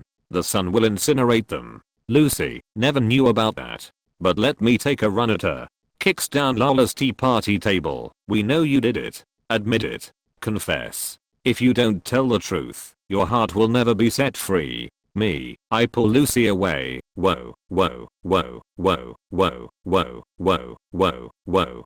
Calm down, Lucy. Very. Just relax, Lucy. Lincoln, holding back an enraged Lucy. Whoa. Easy there, spooky. Lala, looks at Lani, unfazed from Lucy's outburst. You're cleaning that up. Lani sighs as she held out a cloth. Lani went back to her room. The doorbell rings and me, Very and Lincoln answer the door. Lincoln, one-eyed Jack. Clyde, sorry I'm late. Ace. I would have been here sooner, but I was thwarted by this dastardly piece of paper that flew from your bathroom window. Lincoln, looks at paper, and sees something familiar. This looks like a page from Princess Pony. If you don't tell the truth, your heart will never be set free. Where have I heard that before? Suddenly realizes those are the exact same words that Lucy told Lala and finds out who the culprit truly is. Lucy, you solved the case. One-eyed Jack. Thanks to you, the city can flush without fear. Clyde does some victory poses. Me, come on inside. Clyde. Well, explain along the way. 5 minutes earlier, Lani was walking back to her room. But once she got there, she saw Lucy hiding something in the ceiling lamp. Lani, Lucy? Lucy, Lani, Lani, what are you doing? Lucy, nervously checking the blub in the lamp. Lani, suspicious. What are you hiding? Lucy, nothing you can prove. Present. Lincoln, kicks the door open. It was you. Lynn Sr., off-screen. Lincoln, stop kicking down the doors. Me, Lincoln, very, and Clyde came in. Lincoln, you're the Princess Pony lover. Lucy, that's absurd. Lincoln, then you won't mind if I search the premises. Searches but fails to find any evidence. Lucy, are you done? Lincoln, I'll be done when I'm. Notices something on the floor. That's an odd shadow. Looks up to the ceiling lamp and finds a clue. Aha. Lisa's missing bathroom files. Lucy, Lynn must have put that there. You've got nothing on me. Just then, her gloomy macabre poster peels off and reveals a Princess Pony poster from behind. Dang it. Lincoln, you've been lying to me this whole time. Why? Me, you might as well come clean. Lucy. Lucy, readjusts macabre poster. I couldn't let our sisters know I read Princess Pony. You know how they are.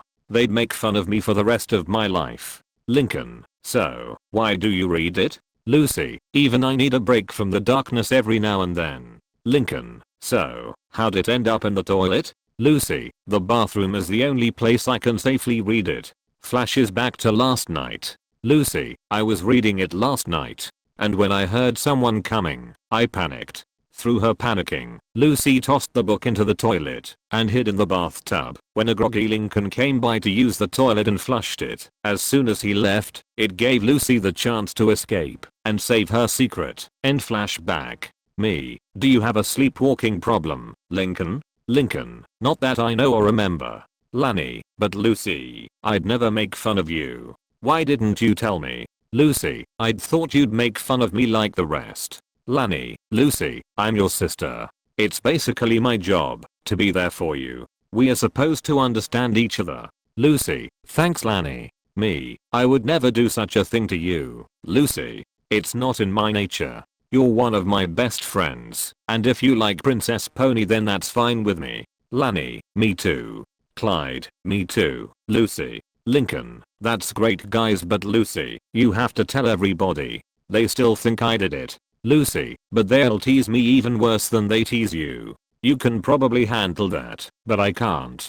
Lincoln, I'm about to miss the convention. Either you tell them, or I will. Lucy, admitting defeat. Sigh, I'll tell them. Me, no. We'll all tell them. Downstairs, Lori and Leanie are texting each other. Lala's fixing her hair, Lana's arranging her tools, Lynn's doing push-ups, Lisa's reading, and Luan and Luna are fighting over the TV remote. Laura's in the dining room because she smells like rotten fish. Luan, give it back. Luna, it's mine. Enter Lanny, me, Lincoln, and Very with Lucy, ready to confess. Lucy, guys, gets their attention and reveals the book. This is what totaled the toilet. Lisa, Princess Pony. The sisters laugh. Lynn, which one of you lame-os does that belong to? Lisa, certainly not me. It's so sickeningly sweet I get a toothache just looking at it. Leanie, terrified at Lisa's exaggeration. Can that really happen? Luan, whoever that belongs to is gonna be the laughing stock of this house. Lori, yeah. They're literally worse than Lincoln. The other sisters laugh some more, and Lucy knows she has to face the music. Lucy, actually, the book belongs to me. Luan, Leanie, Lynn, Lana, Lala, Lisa, Lori, and Luna. Flabbergasted you? Me, there's a reason for it. Just let her explain. Lucy explained her reasons, why the toilet clogged up. Lynn Sr. came in and was saddened by her confession. Lucy, just finishing her confession, and there you have it. I didn't want to tell you, because I was afraid you would all laugh at me. Lynn, Luce, I would never laugh at you. We share the same room. Lynn Sr. Lucy, I would never laugh at my little dark angel. Everyone has their own hidden hobbies. Lori, that's right, Lucy. Some of us have stuff we want to keep hidden. Me, even if they are extremely girly. Lynn Sr. Well, you're all officially ungrounded. The other sisters cheer and celebrate their freedom. Lynn Sr. Why is Lori in the dining room away from you guys? Very. Lori gave Lincoln an atomic wet gears he was interrogating her, and I used my water powers and drenched her with water that smells like rotten fish. Leanie, Luna, Luan, Lynn, Lala and Lily. Oh. Lana, cool. Lisa, it's true fellow siblings. Myself, Lucy, Lanny, Lincoln and Lily witnessed Very firing H2O down the hall at Lori. Me, it's also payback for Lala gathering everyone to tease Lincoln about his costume. Lynn Sr. Well, that's not nice. Lala, you are grounded for a week. Lala roared in anger and went up to her room. Me, Very, Lincoln and Clyde went to the comic book convention and got his book signed. Lincoln also won a special contest for having the best Ace Savvy costume, and he got a medal and an official Ace Savvy deck of cards. The same thing with Clyde for the best One-Eyed Jack costume. Later that night in Lincoln's room. Lincoln, perfects the card trick. I did it. Me, alright. I knew you could do it. Enter Lucy with something in her hands. Lucy, hey Lincoln. Lincoln jumps and screams. I'm glad you guys all had fun at the convention and congratulations on winning that contest. Lincoln, thanks Lucy. Lucy, I have something for you. Lucy hands Lincoln her own comic book that she made, and we see that it has a lot of dark images. Me, Lucy, this is really good. Have you ever thought about making your own comic books? Lucy, it's not really my thing. But thank you. Outside Lincoln's room. Lucy's break from darkness was over, and Lanny went back to your room, knowing that the mystery was finally solved. Lynn, ecstatic woohoo. My team did it. We in number 1. Feels intestinal distress. Ooh. Time for number 2. Hurries to the bathroom. Lana, Dad, I think we are gonna need Big Bertha again. The end. My 6th fanfiction is complete. Very has lots of powers that use water. She has cosmic hydrokinesis. She can fly too. The next story is gonna be good, but it's gonna take some time for me to think about it, so until then, this is JD. Signing off. Chapter 9, Change of Heart. It starts in the Loud House dining room. Lincoln is reading a book and having some carrot sticks. I'm reading today's newspaper and eating potato chips. Lanny is reading a book and eating apple slices, and Very is reading a book and eating some celery sticks. Lincoln vacuums a carrot stick in his mouth right when doorbell rings. Lori, on the phone. Whitney, wait till you see my new shoes. They will literally blow your mind. She opens the door, and it turns out to be Clyde, who is struck by her beauty. Clyde, nervously infatuated. LL Lori. Me, senses what's to come. Oh, here it comes. Clyde gets a nosebleed which spills on Lori's shoes, making her scream so loud the crows fly away and faints. Me and Lanny grab Clyde before he falls to the floor. Lori, aggravated. Ugh. Never mind. Whitney hangs up. Guys, this is the 4th pair of shoes Clyde's ruined this month. Me, I'm sorry, Lori, but he can't help it when he's around you. Very, how many nosebleeds has Clyde gotten over the month? Series of flashbacks of all the other pairs Clyde ruined. First, Lincoln and Clyde are reading comics in his room. Enter Lori with a laundry basket. Lori, Lincoln, do you have any laundry? Clyde sees Lori. LL Lori nosebleeds and gets her shoes ruined, making her scream. Next, the boys and Lanny are looking in the fridge for a snack and take out a dish with Lori right behind them. Lori, hey, you'd better not eat all the leftover gazpacho. Clyde, nervous. LL Lori starts acting like a robot. System overload. Does not compute. System overload. Does not compute. System shutting down. His shutdown knocks the gazpacho out of Lincoln's hand and lands on Lori's shoes. Lori, gap. Now, Lori is in Vanzilla. Lori, Mom, Dad, I'm off to practice. Notices Clyde in there for some reason. Startled Clyde, what are you even doing here? Clyde, shaking. LL Lori, his nose blood squirts right onto her shoes. Lori just bangs her head on the steering wheel's horn. End flashbacks as they put Clyde on the chair. Lincoln, maybe you should try wearing red shoes. Sees Lori growling at him, scared. Right. Bad idea, Lincoln. Me, roars like a bear. Sorry Lori, you were growling like a wolf. One of my favorites by the way. Lori, calm. Ugh. I just wish Clyde could act normal around me. Leaves. Lori comes back briefly. Lori, thanks for the compliment JD. Me, you're welcome. Lori, Clyde, comes too. So do I, my sweet angel. So do I. Opens a locket of a picture of a startled Lori, but how am I supposed to act normal around such a beautiful, flawless? Starts nosebleeding again. Lincoln shoves carrot sticks up his friend's nose. Don't worry, buddy. We'll figure something out. Lanny, you got to calm down when you're around Lori. Clyde, I know, Lanny, but it's hard. Very. Maybe one of Lincoln's other sisters knows how to help Clyde.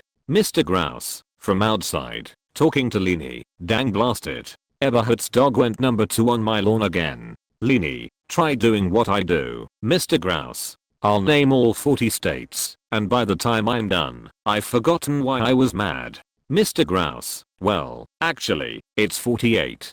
But I'll give it a try. Starts naming them in alphabetical order. Alabama, Arizona, Arkansas, California. Lincoln had watched it from the window. Lincoln, actually, Clyde, I may know someone who can help you. Cut to Leanie in the living room. Leanie, sure. What do you need my help with? Clyde, stammering. LLLL. Leanie, lemons? Me, no. Clyde, LLLL. Leanie, leggings? Lanny, no.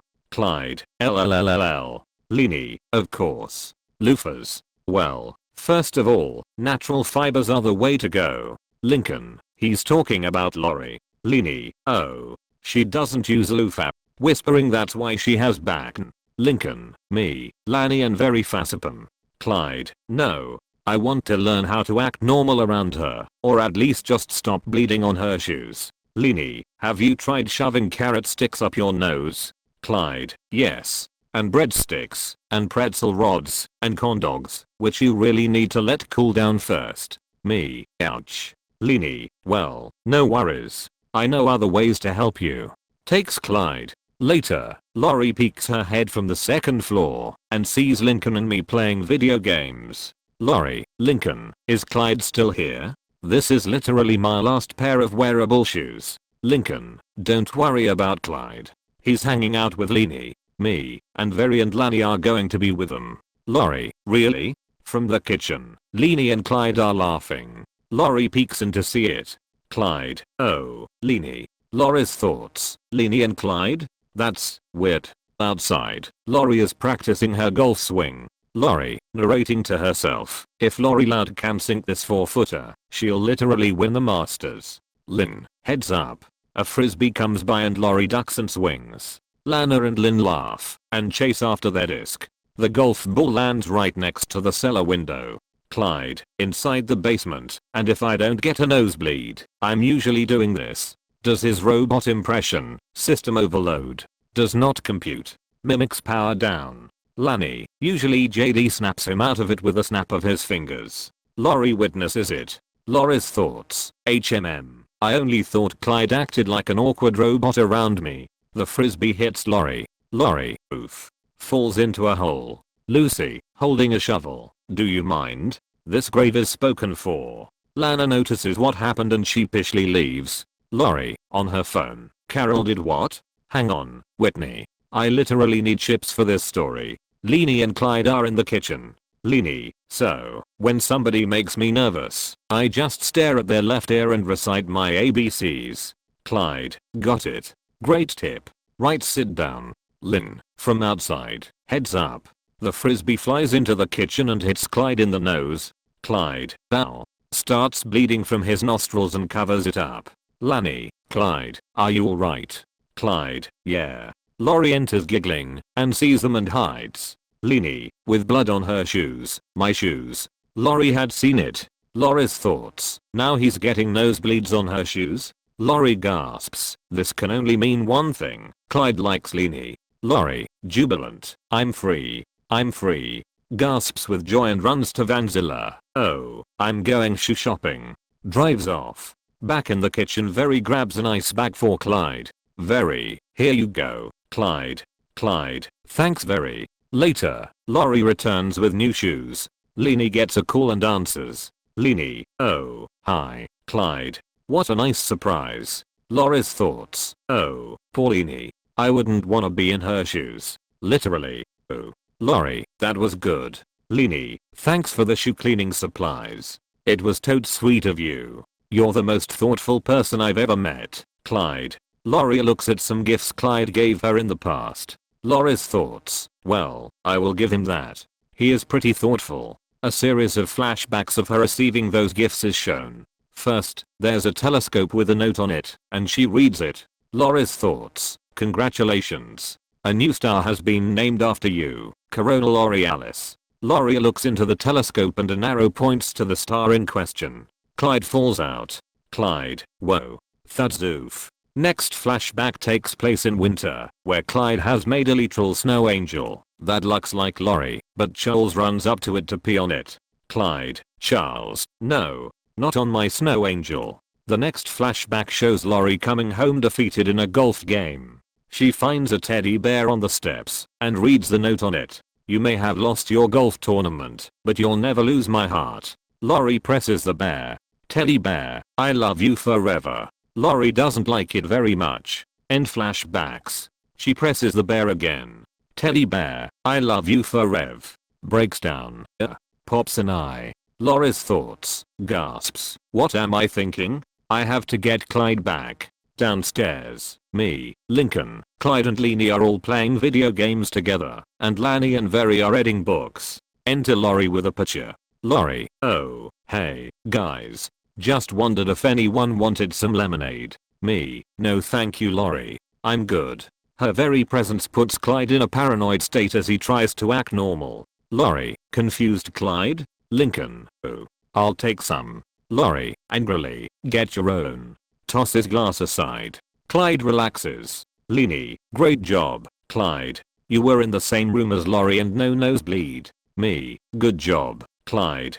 Clyde, yeah. Your ABC's trick really worked. Leanie, it always does, unless you have to go past the letter P cause then it gets really hard. Okay, now let's work on the next step. Eye contact. The sun is blazing, but Lori is wearing a wintry scarf. Lori, BRR. Boy it is chilly today. So glad I have this cozy scarf Clyde made me. Lincoln, it's 85 degrees, and you're sweating. Lori, growls like a lion at Lincoln, sweetly to Clyde. Clyde, wherever did you learn to be such a great knitter? Me, roars like a leopard, great lion roar. Lori, thanks JD. You've done all sorts of animal sounds. Me, not to brag, but predatory animals are my specialty. Clyde stares at Lori, holds his breath, and runs back inside.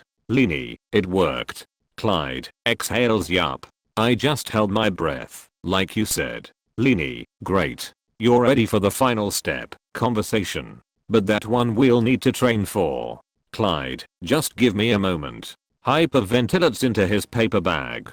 Clyde's house.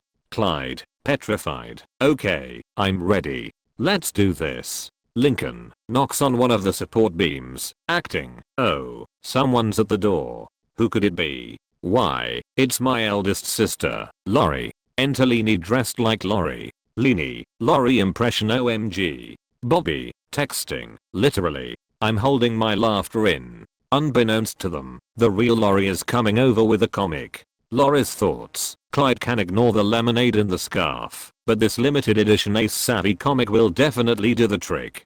Clyde, shaking. HHH hi, Lori. HHH how's it going? Leanie, super job. Clyde, me, great job, buddy. Lincoln, yeah. You sounded totally natural. Clyde, thanks. Shows an ice pack under his shirt. The ice pack was a great idea. Removes it. It really kept me distracted, though I can't feel my belly button. Lori approaches the door. Leanie, this has been totes fun. You're such a great guy. Clyde, thanks, Leanie. And may I say, you've never looked more beautiful. Leanie, oh, Clyde.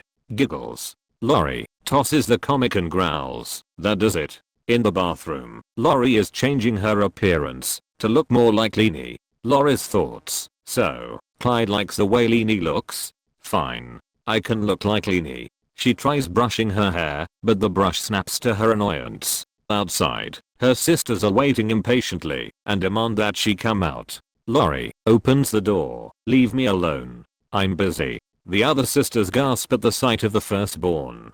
Lynn, why do you look like Lena's messed up twin? Lori, because I'm trying to win Clyde back. Luan, win him back? He's obsessed with you. Lori, no. He's obsessed with Leanie now. But not for long. Lana, why do you even care? Lucy, yeah. You hide when he comes over and throw his gifts in the trash. Luan, you use his homemade cookies as doorstops. Lori, well, yes, but, Lola, do you like Clyde now? Lori, of course not. Lana, well, then why are you trying to win him back? Lori, I just need him to like me. Now stop asking questions. I know what I'm doing. Goes back in the bathroom, takes a look in the mirror, realizes and sighs. What am I doing?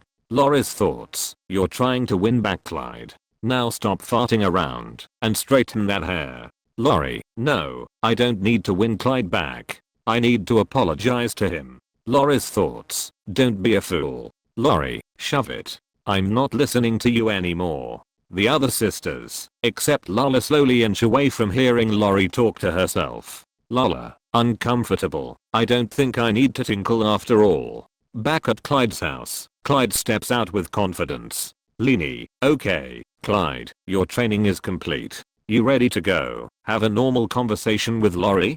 Clyde, you know it. Holds up a fish from his shirt. I just hope this frozen salmon takes longer to melt than that ice packet. Clyde salutes to his trainer. She and her brother give him a thumbs up, and he makes his way to Lori. Lori steps out of the bathroom and sighs. Clyde is being followed by a pack of cats who smell the salmon.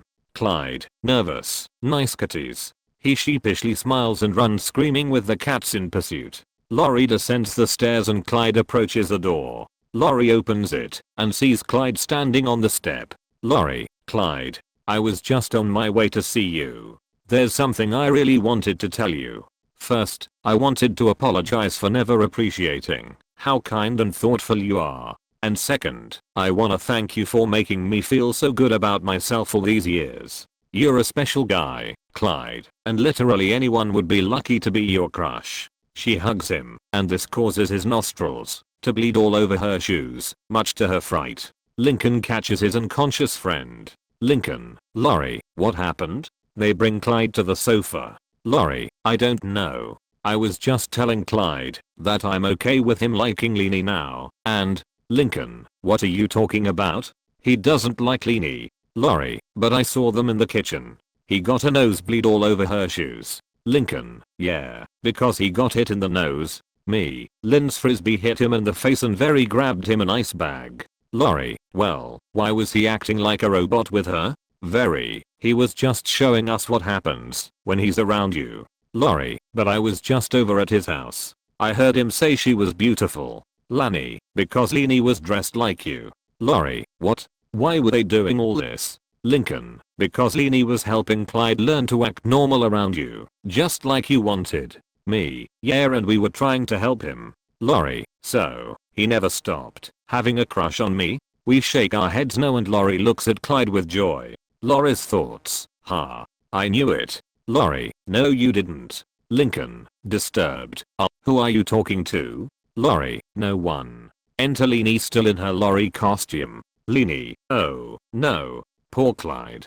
Clyde suddenly comes to and sees a real Lori and Leanie in her costume. Clyde, nervously infatuated, TTT two Loris, goes into robot mode, system overload. EEOO. I snap my fingers and Clyde returns to normal. Clyde, thanks, JD. Lori, amazed, wow. That literally works. Very, Leanie you can take off your Lori costume now. Leanie, okay. Leanie changes back into her normal appearance. Lani, boy, this has been one strange day. Me, you said it Lani. The end. My 8th fanfiction is complete. I wanted to do this before not aloud, but I got ahead of myself. Also I'm sorry if my different version didn't turn out like you had expected it to, but don't worry. It's all trial and error. Until next time, JD. Signing off. Lani belongs to Kingham Publishing on.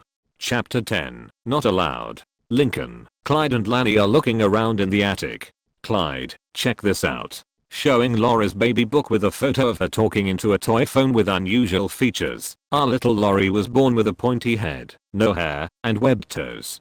Swooning gosh. She was perfect from day one. Lincoln, snaps his friend out of it. Focus. Clyde, we are supposed to be looking for my birth story. Me and Very then came in. Me, hey guys. Lincoln, hey JD. Very, what are you guys doing? Lincoln, everyone in our class has to do a report about the day they were born, and tomorrow is my turn. Should be a cinch, because mom and dad keep detailed baby books for all of us. Shows his sister's books in order. Me, cool. Very, can we take a look? Lani, sure. Me and Very come up and join them. Lincoln hears Luna's, which shows baby Luna with a guitar. Me, music star from day one. Boy she was adorable. Lincoln, here's Lynn's, which shows baby Lynn working out with a dumbbell. Very, boy she was a strong baby. I can tell she had a lot of energy from day one. Lincoln, here's Lucy's, which shows baby Lucy folding her arms and wearing a winter cap hiding her eyes and her photo is a little damaged. Me, born into darkness from day one. Lani, here's mine, which was a brighter red book, and it shows baby Lani with a paintbrush, and with brown paint on her arms and the walls had animals painted on them. Very, you're a talented artist from day one. Lincoln, aha. Here's mine, which shows him wearing a white cap similar to Lucy's and holding Bun Bun. Me, you were adorable Lincoln. Lincoln opens it, but finds no pictures. Lincoln, huh. The section for my birth story is blank. Very, that's weird. Me, huh. I wonder why. Lincoln, that's okay. I'm sure mom and dad remember it. Jump to the parents. Lynn Sr. spits out his coffee on Lincoln. Lynn Sr., flabbergasted. Your birth story? Me, Very and Lanny were listening from the stairs. Lincoln wipes the spewed coffee off his face. It's not in my baby book. Ritter, uneasy. Oh, that's weird. Chuckles, what do you wanna know? Lincoln, well, what time of day was I born? Ritter and Lynn Sr. answer at the same time. Lynn Sr., morning. Ritter, night. Lincoln, confused, okay, how much did I weigh? The parents answer at the same time again. Lynn Sr., 9 pounds. Ritter, holding up a certain number of fingers, 7 pounds. Lincoln and Clyde look to each other suspiciously. Lincoln, what was the doctor's name? Another simultaneous answer. Lynn Sr., Drive Bernstein. Ritter, Drive Patel. Lincoln, what is going on? Parents, through gritted teeth, nothing. Lincoln, at least you agree on that one. Lincoln's room. Lincoln, that story had more holes than my underwear. Me, yeah. Actually it had more holes in it than Swiss cheese. Lanny, mom and dad were very secretive. This is not like them. Very, I wonder why. Me, whatever it is, it's got something to do with Lincoln's birth, and it must be very big. Lincoln, well, my parents are obviously hiding something, and I'm gonna get to the bottom of it. Clyde, no, we are. You're my best bud and future brother-in-law, and I need to know how you came into this world. Very, me too. Me, let's do some detective work. Lori and Lena's room. Lincoln, hey, Lori, do you remember anything about the day I was born? Lori, sure. Pop was watching us. A car pulled up, and a scientist wearing a mask and gloves stepped out holding you. Lincoln, baffled, a scientist? Clyde, outside the room trying not to see the firstborn daughter. Did you say a scientist? Lori, oh. Hi, Clyde. Clyde, acting like a robot outside. System overload. Abort. I snap my fingers and he goes back to normal. Clyde, thanks JD. Me, you're welcome. Clyde, I'll tell you why Clyde does that later. Very. Actually, I think I already figured it out. Back in Lincoln's room. Clyde, I hate to question my future bride, but that story makes no sense. Scientists don't deliver babies. Me, unless they were trained in the fields of genetic and reproductive medical science. Lanny, that's true, and Lisa is a scientist. Lincoln, wait a minute. What if that scientist didn't deliver me? What if she created me? Takes out one of his DVD movies, like Larry the Lab Boy. Clyde, of course. And it would totally explain the white hair. Flicks Lincoln's cowlick and chuckles. Lincoln, only one thing. Larry had superpowers, and I don't. Me, laboratory experimentation is a definitive cause of people getting superpowers. Lanny, I got my powers because of a mystical artifact. Me, I was born with superpowers. You all have seen what I can do, and I still have more powers to show you. Very, I was born with my powers too. But I don't think Lincoln has superpowers either. Clyde, intrigued, or, do you have superpowers, Lincoln? Lincoln and Clyde, field test. Clyde, first up, super strength. A bunch of heavy objects are bundled up together over Lincoln's head on a branch. Lanny, I don't know about this, Clyde. Lincoln could get hurt. Lincoln, okay, Clyde, let's do this. Clyde cuts the rope and the objects drop right on top of Lincoln, who screams in pain, debunking the super strength test. I'll lift the stuff off Lincoln with no problems and set it aside. Clyde and Lanny were amazed. Very was healing Lincoln with her water powers. Lincoln, wow. Very, I didn't know you can heal people with water. Very, it's one of my special abilities. Water is said to be a purifying and healing force. 20 minutes later. Clyde, now that you're upright, let's try testing your super speed. Me and Lincoln were in racing stances. Clyde, on your mark, get set, run like the wind. Lincoln takes off, and I run faster than a bolt of lightning. Lincoln, Clyde, Very and Lanny were awestruck. I came back 3 seconds later soaked in sweat with a tote bag on my shoulder. Me, Time. Clyde. 3.54 seconds. Wow. You have super speed JD. Me. Yep. I pull out some stuff from different countries. Me. Got you some good stuff from different countries. Clyde. I got you these cool maracas from Mexico. Lanny. I got you this cool artist beret from France. Very. I got you this beautiful necklace from Russia. And Lincoln. I got you this cool Sherpa hat from Nepal. Clyde. Awesome. Thanks JD. Takes his gift. Lanny. Thank you JD. Takes her gift. Very gives me a kiss, and I put a necklace around her neck. It was beautiful blue diamond heart. Heart of the ocean from Titanic. Lincoln. Awesome. Thanks JD. Takes his gift. Clyde. I think you just proved to Lincoln that he's definitely not as fast as a boy made in a lab. Lincoln. Ah. Let's go check with Leanie. Leanie, I totes remember that day. We were at home waiting to meet you. And then you were carried in by an eagle. Well, off to the mall. Leaves. Lincoln. Doubtful. An eagle? That's crazy. Lanny. I've heard of storks delivering babies but never eagles. Me. The stork delivering babies was proven to be a myth. Clyde. Maybe she said beagle. Lincoln. How is that better? Gets an idea. Wait a minute. Gets out another DVD. Remember this? Clyde. Of course. Eric the Eagle Boy. He was half eagle and half boy. That would explain the white hair. Pulls on the cowlick. Very. Lincoln's hair would have to be made of feathers. Clyde. Me. Plus, humans can't lay eggs like chickens. Also, being born in the jungle has been proven to give superpowers. Lincoln. True. But Eric could do all that, you know, eagle stuff. Lincoln and Clyde. Field test. A bunch of pillows are on the ground. Clyde. Into walkie. McBride to tower. We are ready for takeoff. Over. I'm in a nearby tree. Me. Into walkie. Tower to McBride. You're clear for takeoff. Over. Clyde. 1.2.3. Fly. Eagle Boy. Lincoln takes off. Fly like. Lincoln is unable to stay airborne and crashes onto the pillows. Clyde. Unimpressed. A rock. Lanny. Good thing those pillows were there to cushion his fall and I can fly. Lanny floats and flies in the air and does some aerial tricks and stunts. Lincoln. Clyde and Very are awestruck. The dining room. Clyde. Open wide. Eagle Boy. Here's lunch. Holds up a can of worms. Very. Oh. Me. I think I'm gonna be sick. Lincoln gulps nervously and tastes a worm. Immediate seg to me and him throwing up in the toilet and the sink. Lanny. That was so disgusting.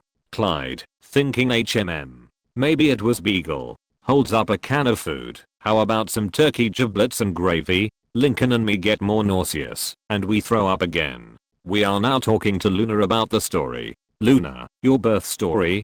Totally remember it, brap. A car pulled up to the house and mom and dad stepped out holding you. Lincoln. Huh. Nothing suspicious about that. Luna. And then all these dudes in dark suits and sunglasses jumped out, surrounded the house, and started talking into their watches. It was pretty rad. Later. Leaves. Lincoln. Well, now I'm even more confused.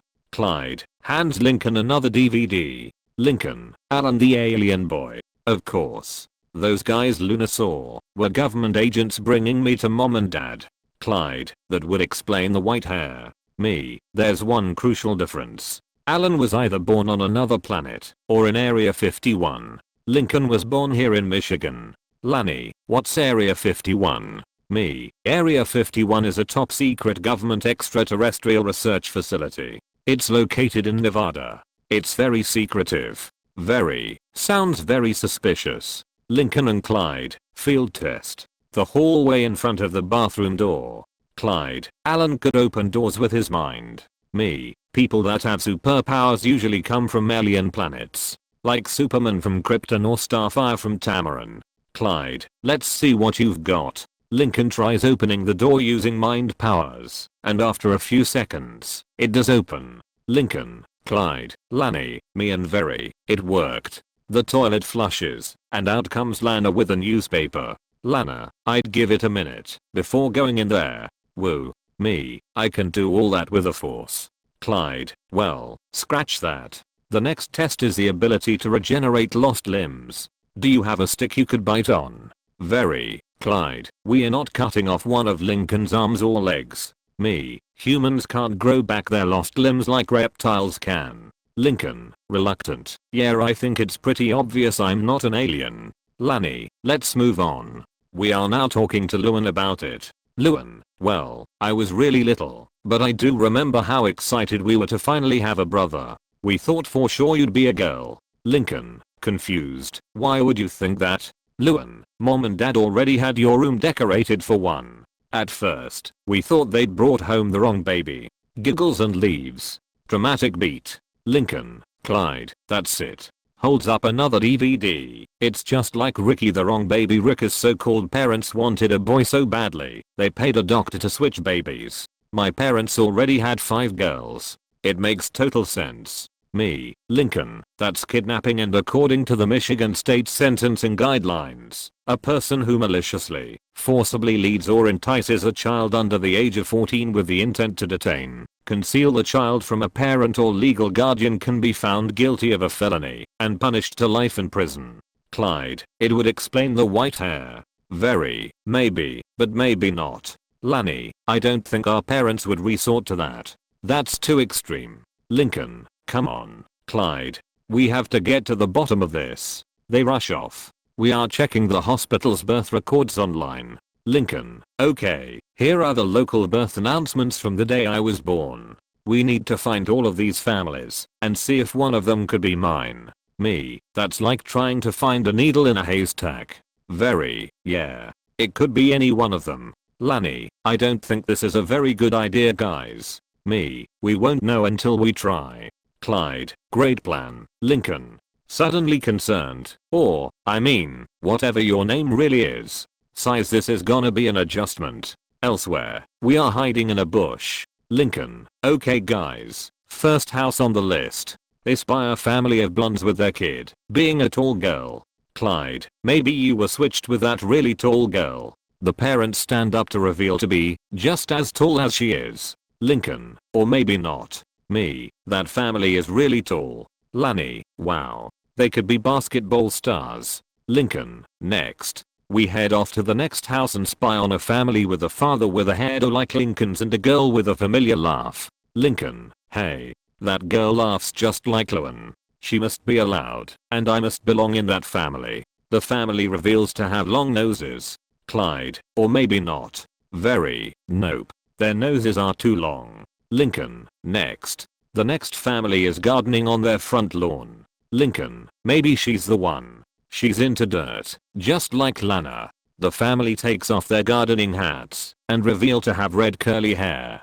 Clyde, or not. Me, nope. They have red hair. Very, next. The next family's lawn is filled with cacti, which Lincoln pokes out of in pain. Lincoln, ow. I hate these drought resistant lawns. Me, I know. They hurt. Lanny, yeah. Bad. Clyde, I sure hope it's not this house, because we'd be going to different schools. Just thinking about that makes my feet sweat. A car horn honks and is parking in the driveway. Lincoln, I wouldn't worry about it. Clyde, with the luck we are having. The parents reveal to have white hair. Lincoln, gap. The white hair. Me, well, I'll be a monkey's uncle. The daughter they have reveals to look eerily familiar. Lincoln, and look at her hair. It looks just like Lori's. Me, she looks like a younger version of Lori. Clyde takes off his shoe and lets out all the sweat that his feet let out in a saddened state. White-haired woman, what does everyone want for dinner? White-haired family's daughter, excited, spicy subs. Spicy subs. Lincoln, hair like Lori's, plays guitar like Luna, eats like Lynn. That girl is allowed. Very, she is definitely allowed. Lanny, just when you think you know some people. Clyde, in heartbroken denial, we don't know that. Sniffles, sighs, and wrings out his sock. Lincoln, let's face it, Clyde, those white-haired people are my real parents. I'm gonna have to move here and start my life all over. Clyde, you can't. How are we gonna stay best friends? Do walkie-talkies even reach this far? Will your new parents even let me sleep over? Starts hyperventilating into his paper bag. Very, slaps Clyde, pull yourself together Clyde. You're spiraling. Clyde, thanks Very, I needed that. Lincoln, angry. Now I have some choice words for my so-called parents. Back at the loud house, Lincoln steps in front of his parents and cracks his neck a little. Lynn Sr., can we help you, son? Lincoln, incredulous son. That's an interesting choice of words. Clyde pops up from behind the chair's left arm. Yeah. The loud parents look at Clyde confused, and he just waves to them. Ritter, is there something wrong, guys? Lincoln, yes. I know my real birth story. Lynn Sr., shocked, you do? Lincoln, yep. You really had another girl, but you didn't want another girl, did you? You wanted a boy. So, what did you do? You paid off the hospital to look the other way, then you made the old switcheroo with some poor unsuspecting family across town. What do you have to say for yourselves? Clyde, yeah. For shame. Me, TSK, TSK, TSK. The parents take a second and start laughing. Lincoln, sarcastic, oh, I'm glad you find ruining my life funny. The parents are still laughing, and soon Ritter stops. Ritter, we are sorry, honey. Nudges her husband to stop. We don't mean to laugh. It's just that you're way off base. Lynn Sr., oh, Lincoln, of course you're our son. Why don't you sit down? It's time you know the real story of your birth. Lincoln sits down, as does Clyde, Lanny, me and Very. Lynn Sr., okay, you two, guys. Ritter, well, the day you were born, got off to a pretty normal start. My water broke, we called Pop. He came over to watch your older sisters. Lynn Sr., I drove your mother over to the hospital in Vanzilla, but not surprisingly, she broke down. Realizing what he said, the van, not your mother. And that's when things stopped being normal. Flashback to that day with Lynn Sr. calling for a ride. Ritter, narrating, we were afraid you were going to be born on the side of the road, but thankfully, a black limo pulled up. The window rolls down to Lynn Sr.'s request. Lynn Sr., narrating, could have knocked me over with a feather. It was the president and the first lady. When I told them what was going on, they offered to give us a ride to the hospital. Lynn Sr. gets in, remembers his wife, and brings her over. She is surprised to see who it is. Ritter, narrating, everything was looking fine again, but you weren't a very patient baby. We weren't going to make it to the hospital. You were going to be delivered by the president, until he passed out. Then the first lady took over. The action shown during the narration is shown as told. End flashback. Lynn Sr., what an amazing woman. She was so cool under pressure. Ritter, of course, you had to hear that from me, since you were passed out, too. Lynn Sr., that's not how I remember it. Ritter, anyway, she delivered you right there in the limo. When we saw you for the first time. Sighs, our hearts just melted. I was amazed. Me, wow. Lincoln, that is considered a major league honor. Very, boy, that's quite a revelation. Lanny, President George W. Bush delivered my big brother? Incredible. Lynn Sr., the reason we never told you was because the president, pauses, and whispers, because the president was heading to his top secret safe house in Royal Woods. No one knows about it, and no one can. Ritter, we had to sign an agreement saying we'd never discuss it. Me, now I understand. You couldn't tell Lincoln, because you both were sworn to secrecy. Lynn Sr., that's right. Lincoln, amazed, wow. That's amazing. But wait. Some things still don't make sense. Lewin said you decorated my room for a girl. It sure sounds like you were expecting one. Ritter, we already had 5 girls. We were just using the baby stuff we had. Very, oh, you couldn't afford baby stuff for a boy because of a tight budget. Ritter, that's right. Very. Lincoln, what about the men in black suits and sunglasses that Luna told me about? Lynn Sr., they were Secret Service. Me, oh wow. They work for the United States Department of Homeland Security. Ritter, that's right. JD. Lincoln, Lori said there was a scientist in gloves and a mask. Lynn Sr., that was the first lady. She got that stuff from the first aid kit in the car. Lanny, boy, First Lady Laura Bush knew what to do, didn't she? Ritter, she sure did, sweetie. Lincoln, okay, but what about what Lenny said, that was I carried by an eagle? Me, which I found to be totally far-fetched. Ritter, millimeters, you were wrapped in a blanket with the presidential seal on it. Lynn Sr., in fact. He goes to the corner of the room, tears off a piece of the carpet, reveals a secret compartment with a briefcase, takes out the briefcase, opens it, and reveals the aforementioned blanket. Lincoln, convinced, holy cow, I can't believe it. I was delivered by the First Lady. Me, Lanny, and very salute the presidential seal. Clyde, I believe she's referred to as Flottus. Lincoln, wait until you tell this story to our class. It's totally gonna blow away the story about Liam's water birth. Ritter, sorry, sweetie, but you can't tell your class. Remember? It's top secret. Lincoln, disappointed. Oh, right. Me, that's right. Lincoln, this is a huge government secret. Once Mr. Lin and Ms. Ritter told us this, we too became sworn to secrecy as well. We cannot tell anyone, period. Lanny, you have our word that we won't tell a soul, mom and dad. We won't tell anyone. Ritter, thank you, guys. Lin Sr., sorry about that, son. Lincoln, it's okay, dad. I'm just glad you can still call me that. Ritter, or Lin Sr., bring it in, kiddo. Lincoln and his parents hug it out. Clyde, crying with happiness, it's just too beautiful. Before he can blow his nose in the blanket, I take it and replace it with a handkerchief, and he blows his nose in it. Me, sorry about that, Clyde, but this blanket is very important. Lin Sr., yeah. This is a piece of American history. I hand the blanket to Mr. Lin. We are reading comic books in Lincoln's room. Clyde, it's great we know the truth, Lincoln. But we still haven't solved the mystery of your white hair. Lincoln, true. Thinks, wait a minute. Picks up another DVD. I think I have the answer. Shows it to us.